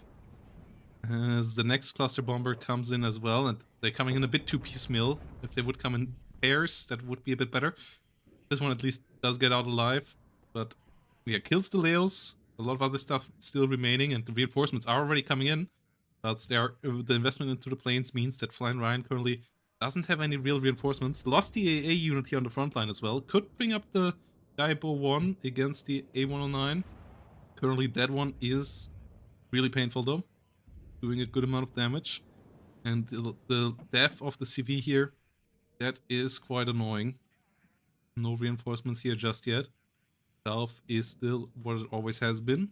The 203mm gun is coming around. That's a good investment here. Can both shoot well into the north and into the center. So I like the positioning. And the Mirage cluster coming around, getting the M48. So counter-strike there, and the AA here on the side of the Spanish is not set up at all. Sultan and the supply truck do go down. Supply truck here coming up. No AA coming up into the center. So this A109 can just constantly... Well, currently doesn't have ammo, because it's the one with only 2 launchers on each side here. So only 4 missiles in total, instead of the one with the packs of 4 on each side. So it's out of ammo for now. Push maybe could happen. Iltis is nearly out of ammo as well. But now the Leo ones have arrived. Reservists coming around, and there comes the Mercip. And yep, where the AA is, where the artillery is, there should be an AA unit right now as well. 2 Iorks here in the center would shut down good flights into the north and shut down flights into the center as well. We see an Ihawk coming up now. Okay, we see some Pegasus as well. issue right now is just the lack of reinforcements into the north. Too much investment into air that didn't really pay off, and that wasn't really that necessary. And because of that, because of the bad traits in the air, a real lack of frontline units here right now. Because yes, you get one Leo kill with your plane, but your plane is 200 points, and for that 200 points, the enemy can buy 2 Leos. So in the end, you're still down 1 Leo, and that 1 Leo will usually rip you apart. Especially if that happens 3 times, and that's 3 Leos, and then 3 Leos are quite a force. That is pretty hard to stop if you don't have anything against it. And because you invested into planes, you don't have anything against it. So this is here right now the issue of Flying Ryan. The combined arms against him. He's just a bit too good here right now. And the M48 goes down as well. The HGM's not really in the right spot. We have another C14 coming around, trying to go after the A109. There is not that much AA here, only VDS. But if that turns north, it's turning north because trying to target the other A109. That brings it over all the AA, and that's not a good time. It will be pushed back. Won't be able to come around. Like it made just. Human instinct made sense to fly north, trying to get closer to the A109, but circling around the south would actually have been quicker and safer. So yeah, that got the kill here to the enemy. A lot of reinforcements now trying to desperately come in north, but they should have been here 3 minutes ago instead of the planes, and they won't arrive there in time most likely. But the center is still desperately needing some AA support. The iHawk is on the way. Wasn't quite here yet, but luckily for Flying Ryan, Mike does mess this up as well. Is still a bit of push power here, but the north needs to be stabilized desperately, and it's currently still getting rolled over. AFV here in a good position, defending itself against the Fusileros. Fusileros getting a bit stuck against the mech rifles. Santana coming around here, trying to get an ATGM on target. Smoke goes out away and come around for the Santana, and the reinforcements going way too deep, likely gonna get shut up in transport. A109 on the fire here. Picassos have to be careful. M48 does go down. Well, it's unit reinforcements in the north a couple of times by now have been a bit too deep, and this one time around it's really brutal because that means no protection for Foxtrot, so Mike can just move on now and take the next part of the map. M48's coming around in decent numbers, but they don't have that much support anymore here, and if you start to lose the numbers game on Omen, the numbers game is going to wreck you quite brutally. M48's here, trying to push forward. Center is the last hope here for Flying Ryan. He needs victories here, but there is too much defense by now. The setup here by Mike with this concave around the zone is really fantastic, and meaning that Flying Ryan has to come out of cover to actually get close, and whenever he does, he gets punished from all flanks. So really, really good defensive play here by Mike. I am pretty impressed by how Mike played these games. In general, Division 3 this season looking pretty strong, and the micro here on the side of Flying Ryan, not that bad. Had a couple of decent comebacks, but the overinvestment into the air in the north, because you know these Spanish planes, they're so good, right? You want to use them, but the plane usage here was a mistake, and then a couple of unload mistakes here as well, a couple of times. Getting caught out there just really does cost him, you know. The overstep in the middle, that wasn't really an overstep, as that figured out the situation and he adjusted to that, but Fight in the North wasn't taken as well as it could have been, and especially with the air. Picasso moving up there, M48s desperately will try to get up there, but it's already a 900 point lead, and I just don't see how this northern dilemma can be solved at this point. Like, Omen is just not a map that allows for comebacks like this, because you just need to ride through so many enemy units, and you can't do one spectacular move to really get the tick back onto your side or so.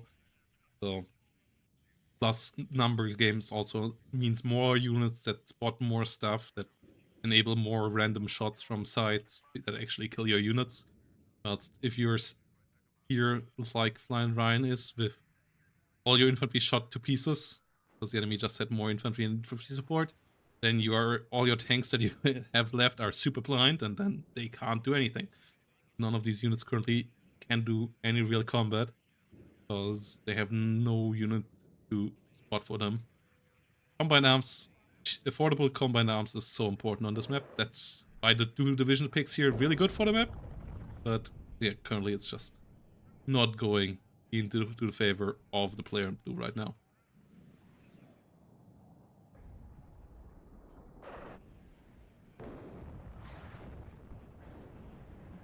Cluster plane does go down. Mercip will get around here in a second again. Have M48s going up for the north. But yeah, the situation is not going to recover here. Flying Ryan is going to lose the tiebreaker. It's not the end of the world.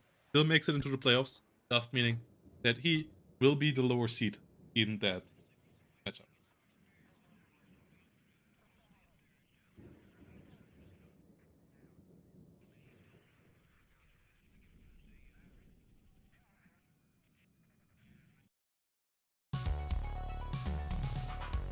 GGVP here. And yeah, Mike does take the game. Flying Ryan, on the other hand, taking down 1,700 points. That was mostly there in the last couple of minutes, and then the couple of missing agents. But yeah, if we look at the bracket, that makes Mike and Flying Ryan advance over here. If we look at the other divisions, we have Apple Cider and the Helen advance. In Group B, we have Anomalous, Sicurius, and Praying Wolf advance in Group C. And then Ace Fluffy Unicorns and Cardinal Sins advancing in Group D. And that brings us to these matchups here in the playoff stage. Apple Cider versus Praying Wolf, Ace Fluffy Unicorn versus the Flying Ryan. He would have faced Cardinal Sin if he would have won. That's now up to Mike. And then Animalus Skirus versus the Helen. The Helen showing up really strong here. Like, we're struggling the couple of times he was in Division 3 before, but really has put in the effort now to really get a good bit better. Good to see here the Helen in the playoffs for Division 3. And looking forward to see how far he can go. Whilst the other players here also all getting a good bit better. Cardinal Sin here improving a lot this season as well. And this is looking pretty promising. Those should be quite fun games. These will be best of 3s, with the final being best of 5. And added that already in as well. So best of 5 grand finals there. In the best of 3s, the pick and ban kind of starts the same way as it is in the group stage, and then in the final map it will be just like in the tiebreaker, that both sides pick simultaneously with a blind pick. So each player gets one map where they can get the counter pick, and then at the end both sides pick blind pick at the same time, which also means there could be potentially mirrors in that final game. And all divisions that have been picked before can't be picked anymore, which especially then in the best of 5 means that together with the bans in the 5th game, there are 14 divisions that you can't choose anymore, and each division can only be chosen once. So should be pretty interesting. I'm looking forward. The playoffs last season already were a lot of fun. I like the map pool a lot better from a viewer's perspective this season. The games have been quite great and pretty varied as well, and no more two legs shenanigans and stuff like that. So I am really happy with how the group stage has performed and how the games have been played out, and all the playoff groups seem pretty balanced as well. Like Division 4, I don't see really clear favorites and really clear underdogs. Even if we go to Division 1, like, there is a favorite in Division 1 in form of VLA Star with the performance currently. But for example, Bendover, I absolutely see being capable of taking him down. Like, Bendover has performed amazingly here as well. Fortitude Fence is looking stronger than ever, but so does Griffin, coming out of a victory out of the latest big tournament over at the. I was about to say the boot camp, but it's it's the FOB. And then Procomi, always scary. Bloody Knight, slowly but surely grinding up. And Bubblegun and Stardeck, it always can go either way as well. And either can have crazy run into the final, have shown great performances. So we don't have a mixed 90 just completely dominating this time around. Relay Star is close to it, but not quite there. And we don't have any underdogs here in Division 1. And as I said, I think the same kind of goes for the other two divisions that we already have the playoff completely finalized for as well. And that brings us to Division 4, where I have to make sure that there is no spoiler just yet. Give me a second.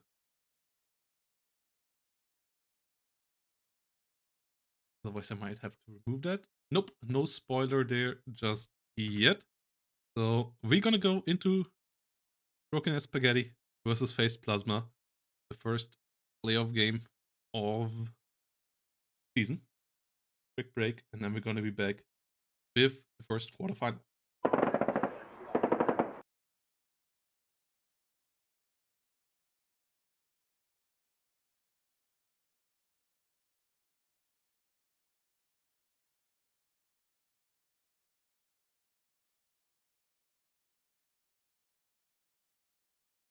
Or did I mess something up? I might actually have messed something up here. I might have not. I have to double check. I believe we have.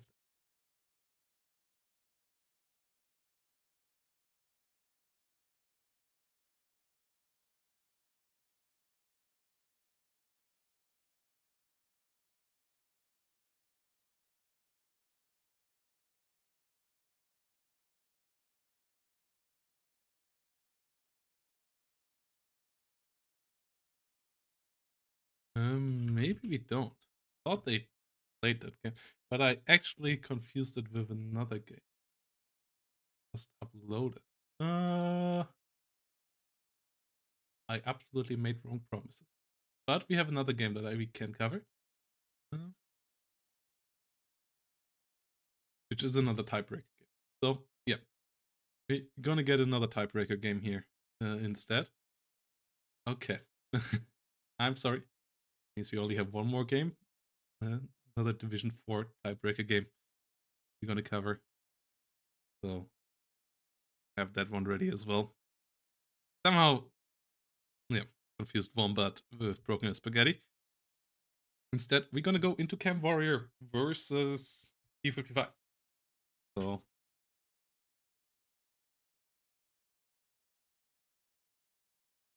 that's gonna be the game, the tiebreaker game for first place in the group as well. Let's see in what shape T55 and Camp Warrior are.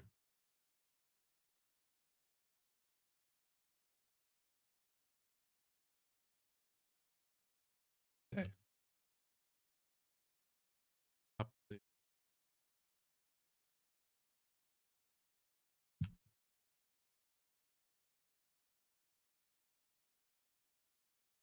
Update that, and then I have to update the thumbnail here as well. Yeah, okay.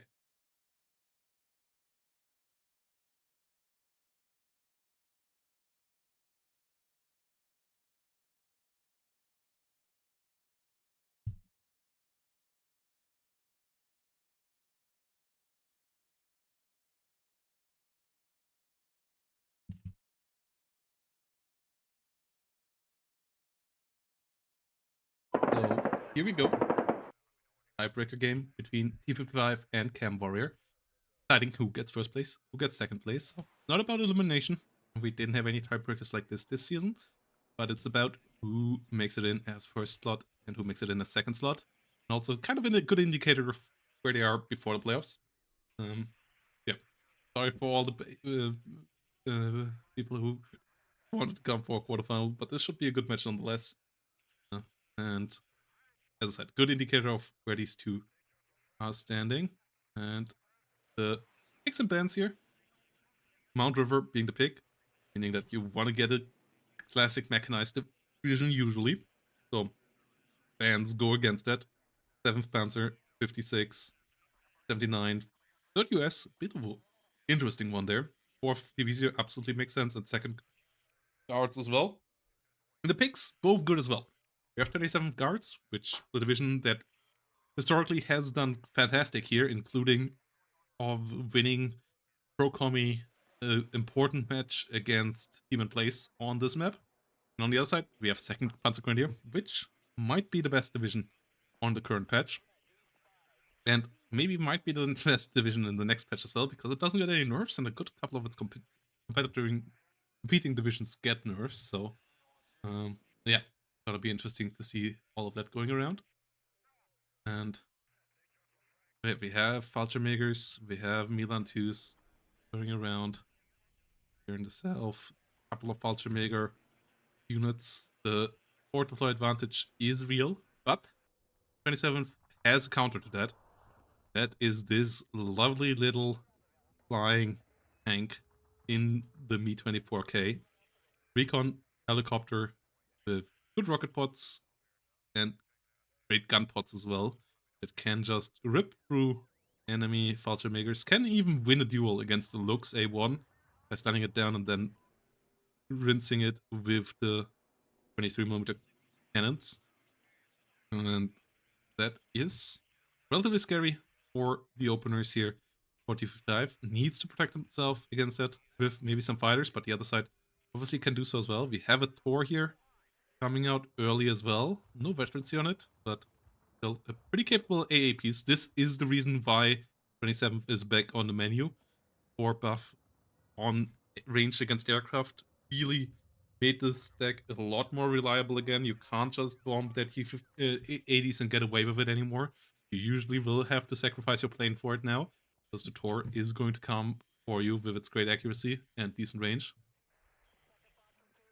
Well, it's in the south, Rashvedka coming around in numbers as well. And that you and the Sprout here coming in numbers as well. Well, we also have the MTLBU moving around for India. More than one cheap little CV. On the other side, Fulton doing kind of the same thing. 3 leaders here, actually. So T55 here really wants to get for all the capture points on all lanes at the same time. And obviously, with the 4 deployment, you want to go X-Ray. The Mi-24 not going for the center, actually, is a bit interesting. But with the deployment more towards Papa, giving up X-Ray makes sense. And yeah, making sure that the enemy doesn't get the high rise here makes sense as well. So, in general, a pretty fair setup as well. The relatively heavy deployment here in the north, still pretty interesting. Petrat Vedga, Velkimedis, 2 ZSUs, and the Tor. Like, I would have expected the Tor further in the south, to be honest. The Sprout is one of the game changers for this division. It's a gun that absolutely can murder even Leo 2A3s with its 23 penetration on 1925 meter range. That's same penetration as the T80Us. And that on a cheap 80-point gun is big. Its accuracy and its range obviously are a bit of a limiting factor. It can be decent fire support against infantry as well. And the good stealth obviously means that the enemy, if they are not careful, might just run into it and just get rinsed by it. So we'll see how that all goes. Well, yeah, we have Pioneer Klagustav moving around from the rear. Leo 1A1 moving towards Alpha. Fallschirmjägers moving south. Fallschirmjäger into the center to try to get some stuff. And the Milan 2 here in getting into a really good spot to try to just take care of business and holding the front line there for deploy Milan 2 for a good little weapon in the arsenal of the 2nd Panzer. Once more, I just want to make sure that yeah, okay, the deployment once more just long. Okay, yeah, just as I say that, it gets into the live action. Game has begun. Let's see who will figure it out here on the sides. Big 39, AA2 coming around from the rear.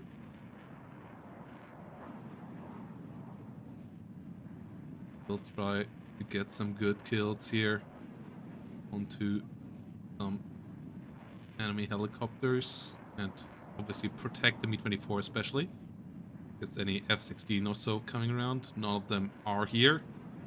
So the Mi-29 and be a bit more careful. Ooh, there comes the F-16. Good timing, but the MiG-29 still can turn around to intercept. Can fire the first missile. Does fail to get any hits, but forces the enemy side out with the gun run and the good amount of stress, meaning that the Mi-24 still can go for it. Obviously, with the next tick being now, the F-16 could be bored, another MiG-29 could be bored as well. And yeah, the Mi-24 not quite as aggressive as it could have been. Oh, Tornado HE trying to go for the double kill, getting the Mi-24 and getting a good bombing run off. That could actually be quite devastating. No attack on the other side. It doesn't get the Mi-24, it does get the bombing run off, and the Tor actually does miss his missile. First missile missed, second one might get on target here. Nope, it does not get on target either. Tornado getting away with it. Big blow to Camp Warrior here. Using the Mi-24 and losing the Spetsnaz Redka. Two really powerful units there. Brute still on the way with the MTLB. Tor coming in for the south. In the end, losing the center here, kinda to be expected. As 27th here plays it a bit slower. Has the better IFVs, has a good heavy tank, has decent fire support tools as well. To make after try to push forward to what's here. Holding the line together with BTR-80, the Special Vedka. Holding off the Potomac after. They didn't stop to fire their launchers, so Special Vedka together with the BTR-80 actually able to kill them without getting the BTR killed by in the Panzerfaust 3. Panzerfaust 3 here. Really capable gun, AT weapon. With the BTR-80 trying to rotate around the flank. The Motorstalky Medis once more coming in. They approach the north a bit further, so Luke's not really the unit of choice here. That's ZU-23 getting involved. Leo 1A1 engaging the Spetsnaz Redka. The Sprute coming in to try to deal all of this a bit. BTR revealing itself. The 1A1 will be able to engage it. BTR needs to smoke off. Is not smoking off, so it will die here. Cooks being the next unit to get involved. We immediately have an M109, not an M110. Conqueror's able to dodge that. Good move there. We have an Su-17 with rockets. Trying to get rid of the Pioneer. Carl Gustav will not quite do that job. And that's the enemy. Tornado HE does get a kill. F-16 not able to finish off the Su-17. F-16 disengaging here. Tor not really in the position to intercept the Tornado or the F-16, a bit too far back. You need it here or here. Really do its job, whilst the Leopards are pushing forward. Fallschirmjäger pushing in against this Brute. Brute trying its best to defend itself. As Seed Plane comes in, gets the first Tor. Oh no. Tor number 2 not turned off either. Only now turned off. Oh, both Tors go down. Oh, T-55 getting away with it here in this matchup. Oh, Amazing double kill here. Bends both Tors. Brute going down as well. Dispatcher Redka can deal with the layer 1A1 here with its pretty decent RPG 26s. But is on a move command, not an attack order. That's a mistake as well. Will reveal itself here in a second. It runs over the open field. Okay, finally. Stops the shoot. Recognizing what happens. Both sides getting stunned down here. Good micro here by T5. Smoking off. Also, we have an ATGM here in a decent spot as well. Artillery needs to get involved from the other side. Akatia coming up. We'll try to get good shots here on target. And we have the Conquer Zam getting after layer 1A1. Getting a good kill here. But on the other side, another Tornado HE.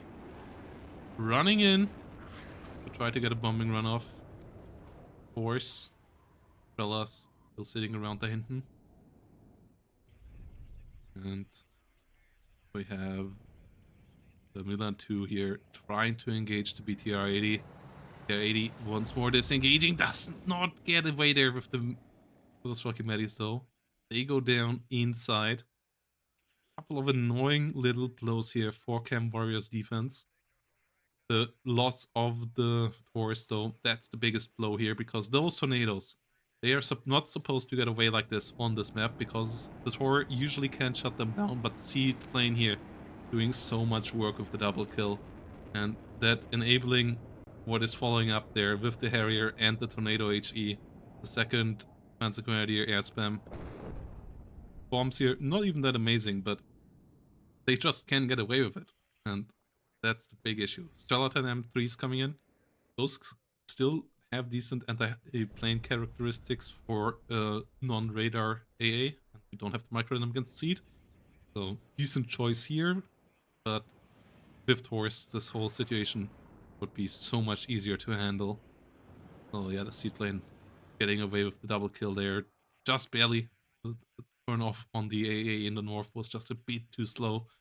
It really makes the life for Chem Warrior a lot harder. Is trying the best here to try to rectify the situation.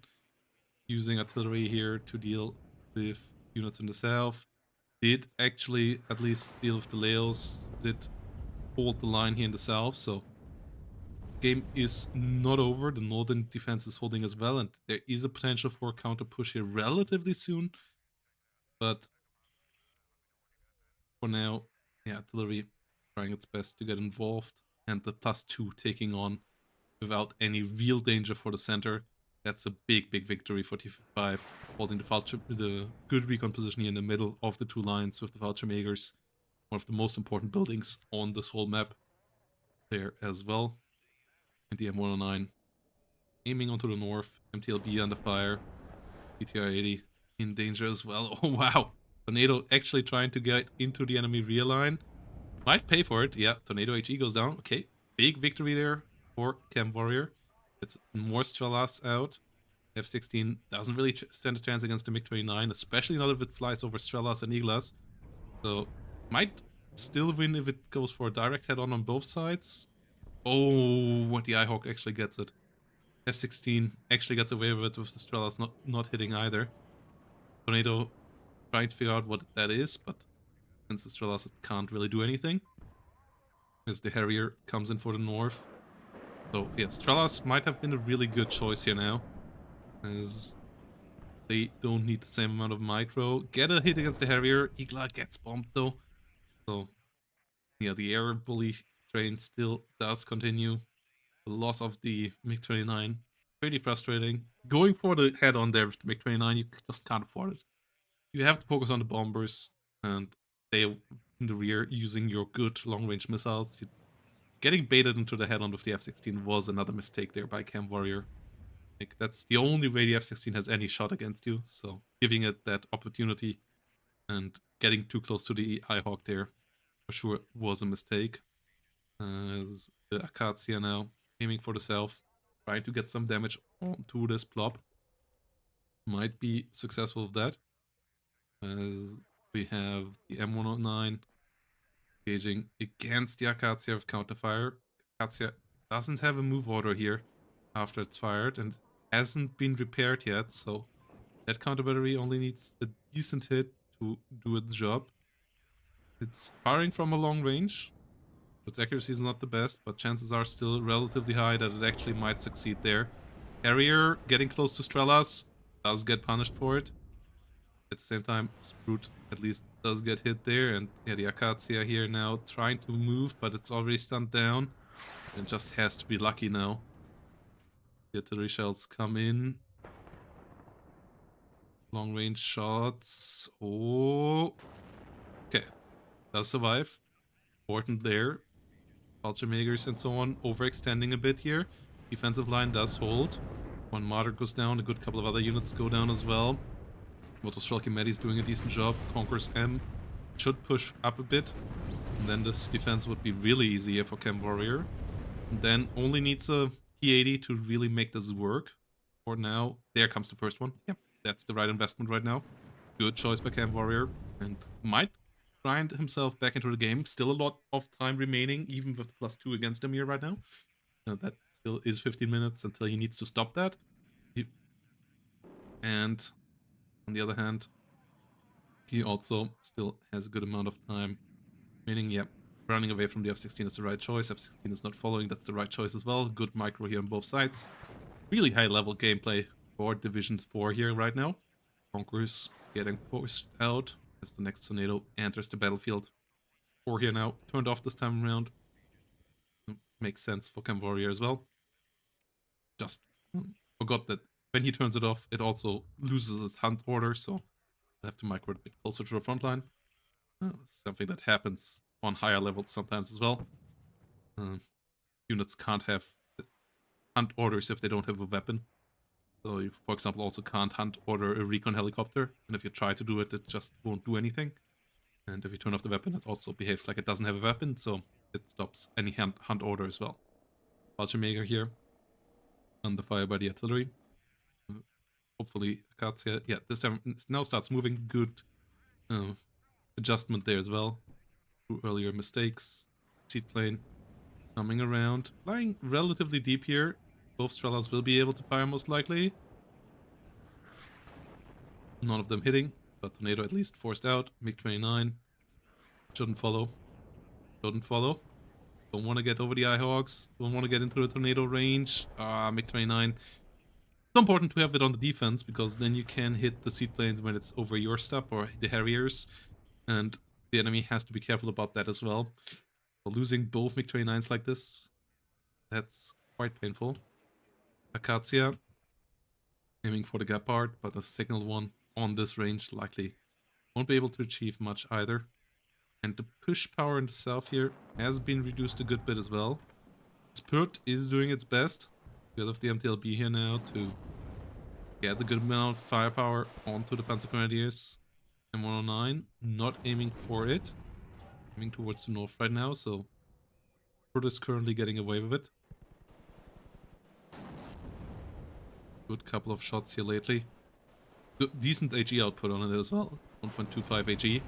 So the Jäger getting decimated quite quickly. Okay, that's just a complete whiff of an Su-17. Well, good thing could be that it maybe baits the enemy over the Strelas. There's an HE bomber coming in for the Sprut as well. As everything flies around here. F-16 gets hit. Will fly over more Iglas and Strela fire here as well. So the Harrier is the bigger focus. Okay, they kill the F-16. The Harrier gets away with it. Sprut goes down. F-16 not an important kill right now with the death of the MiG-29s on the other side, so the Harrier getting away with it is more important right now. We see Nonas coming in as well. Have the first T-80 BV. And yeah, blue side here. Second Panzer Grenadier. Still holding the front line. Still doing a pretty good job here. Holding the line.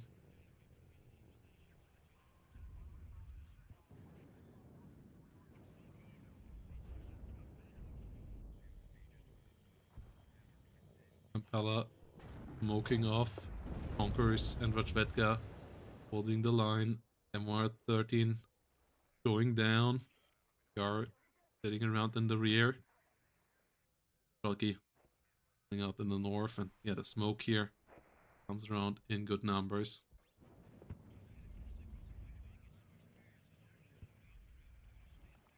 Color smoking off.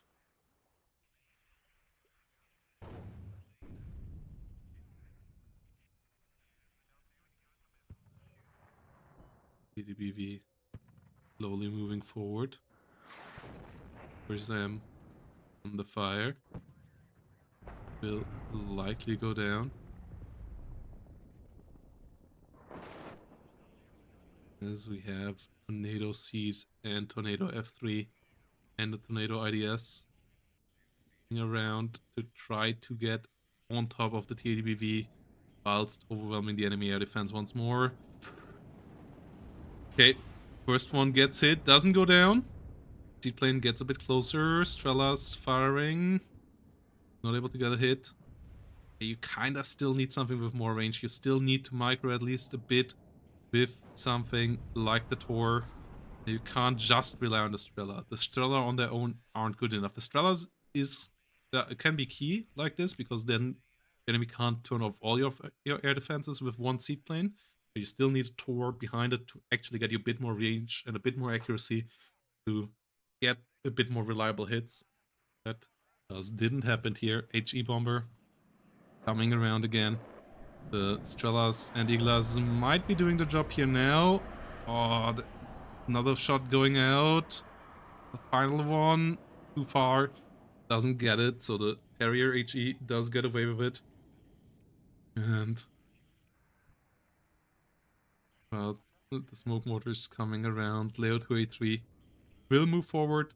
A lot of F3s coming around as well. And yeah, it's a bit weird that second Panzer Grenadier did get through so much in picks and bans this season.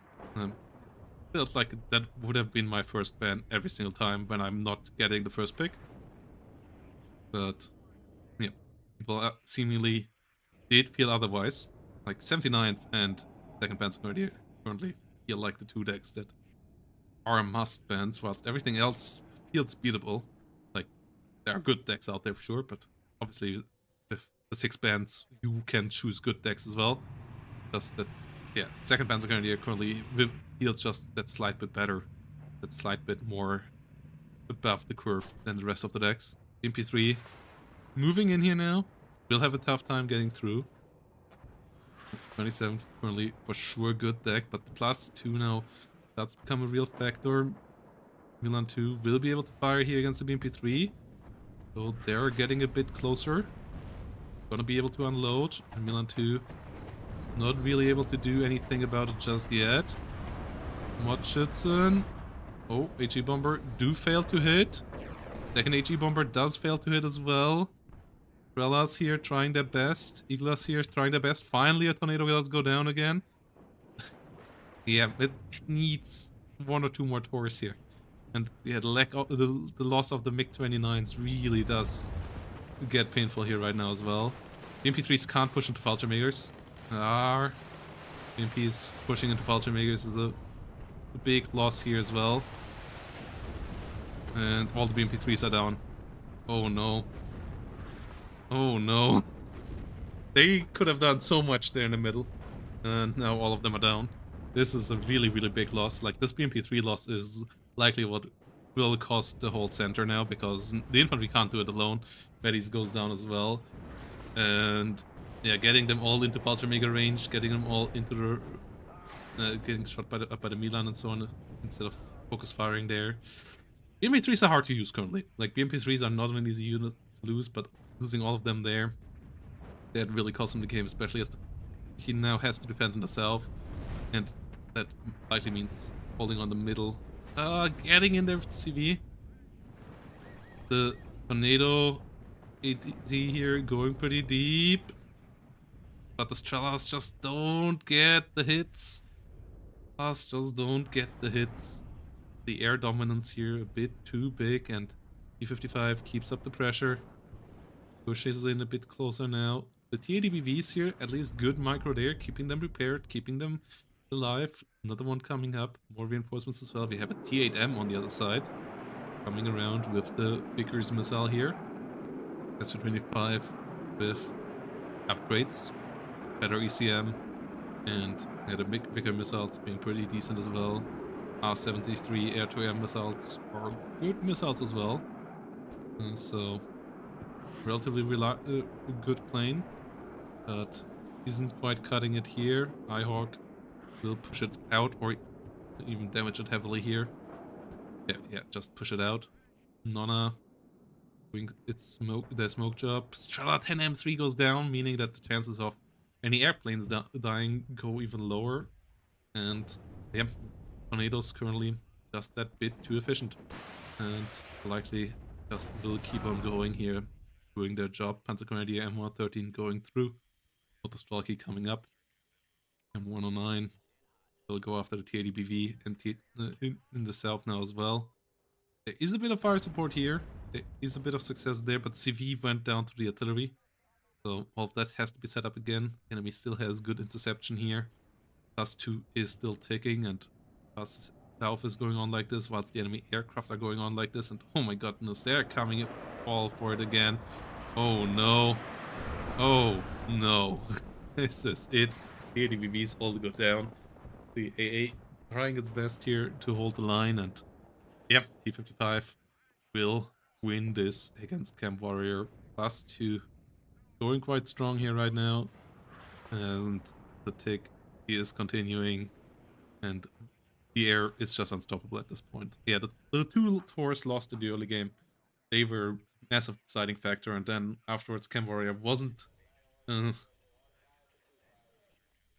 really feeling confident enough to micro the Taurs and bringing up 2 more Taurs, and that really did cost them here.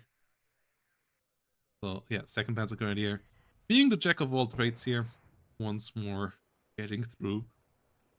And the Leo 283 pushing in the south. We see Motostralky, RPG-22 coming in again, but they will just get shut down by the tanks. There is no anti-tank here. There is no anti-air here, and yeah, 2nd Panzergrenadier just getting through with it. He wants more Igla going down. T8M coming in, or the Leo will get the kill there. With the Harrier price changes, with the slot changes and so on, 2nd Panzergrenadier at least has been curbed in a bit. Like, it's not in completely unbeatable division, but it is still a really good powerhouse because of the combination of stuff it gets. Like, it's really like the division with the fewest weaknesses. Yeah, Tornado here getting shut down. That is fine. IDS coming in again. Will try to get through. And ADBV under fire. +2 will go likely soon into a +4, as I don't quite see the center holding. There is no ATGM right now, so there's no CV there right now, so UCV needs to be brought up. Currently actually not around, but yeah, you can't keep up with the air, you are just in a lot of trouble, and there we go. GG is called, and T-55 will win this game. Camp Warrior in the end down quite a bit here, so this means that T-55 will get the first place. Well played here by T-55, and really looking quite good. And yeah, that means we will have T-55 versus Atkillium. Camp Warrior has to face Super Chavi. Then Face Plasma versus Broken as Spaghetti. Punk's Not Dead versus Tommy Salty. Yeah, so all of that looking pretty good. Should be a lot of fun in Division 4 here as well. And Division 2 will, I believe, be finalized in the next 2 days. Yeah, we're just waiting for one more match here between Torfuk and Patrician Risimer, but that, I believe, doesn't have an impact. No, can't catch up to Polny skill anymore. So we have the matchups here as well. That will be Dotspy versus Polny skill, Guard X-Rams. Oh no, we need a tiebreaker game here. Haha. Okay. Yeah, one of these two against these two guys. SPG versus 3-6. SPG versus Lizek. Not MJ player versus 3-6. Okay. Okay. But yeah. soon to be decided here. And SPG versus Lijek, MJ Player versus 3-6. Both people who finished the slot 1 here have a better chance here against the other side. Really sad about Maddie not making it here. Though this is the most competitive group out of all in this. Like, we have 6, 7, 8, 9, 10 points. Like, this is fantastic. I don't believe we ever had it like this, because that also means there was a draw between Lijek and Pibbat involved. Otherwise, you usually would only have round numbers. So, yeah, the most competitive group we ever had. Really, really cool to see here in Division 2. And yeah, Medi just barely not making playoffs this time. And I have him in my fantasy league team, so that does hurt me a bit. But yeah, Lijek here facing SPG, gonna be interesting. In in Division 2, in my eyes, the favorite is Dot Spy and then MJ Player, but a lot of people here have good chances. A couple of previous Division 1 players and so on, like SPG, Guard Rams, MJ Player, and other boy was a couple of times close as well, and he's a really good player too, so these playoffs should be a lot of fun as well. With that said, we're gonna end it here for tonight. Gonna be back with more YouTube videos tomorrow and the day after, like currently doing a lot of stuff. On the weekend, we're gonna play in the Star Wars 2v2 tournament. I'm really excited for that. There is the first tournament in the Star Wars mod, and I'm gonna play there with Tiebreaker. And gonna play a bit with Obi-Wan Kenobi. And that should be a lot of fun as well. Wanna cover obviously more playoff games there too. So yeah, a lot of good stuff coming your ways, guys. Thanks for watching. See you all in the next one. Have a good night or good day, wherever you are. Bye bye.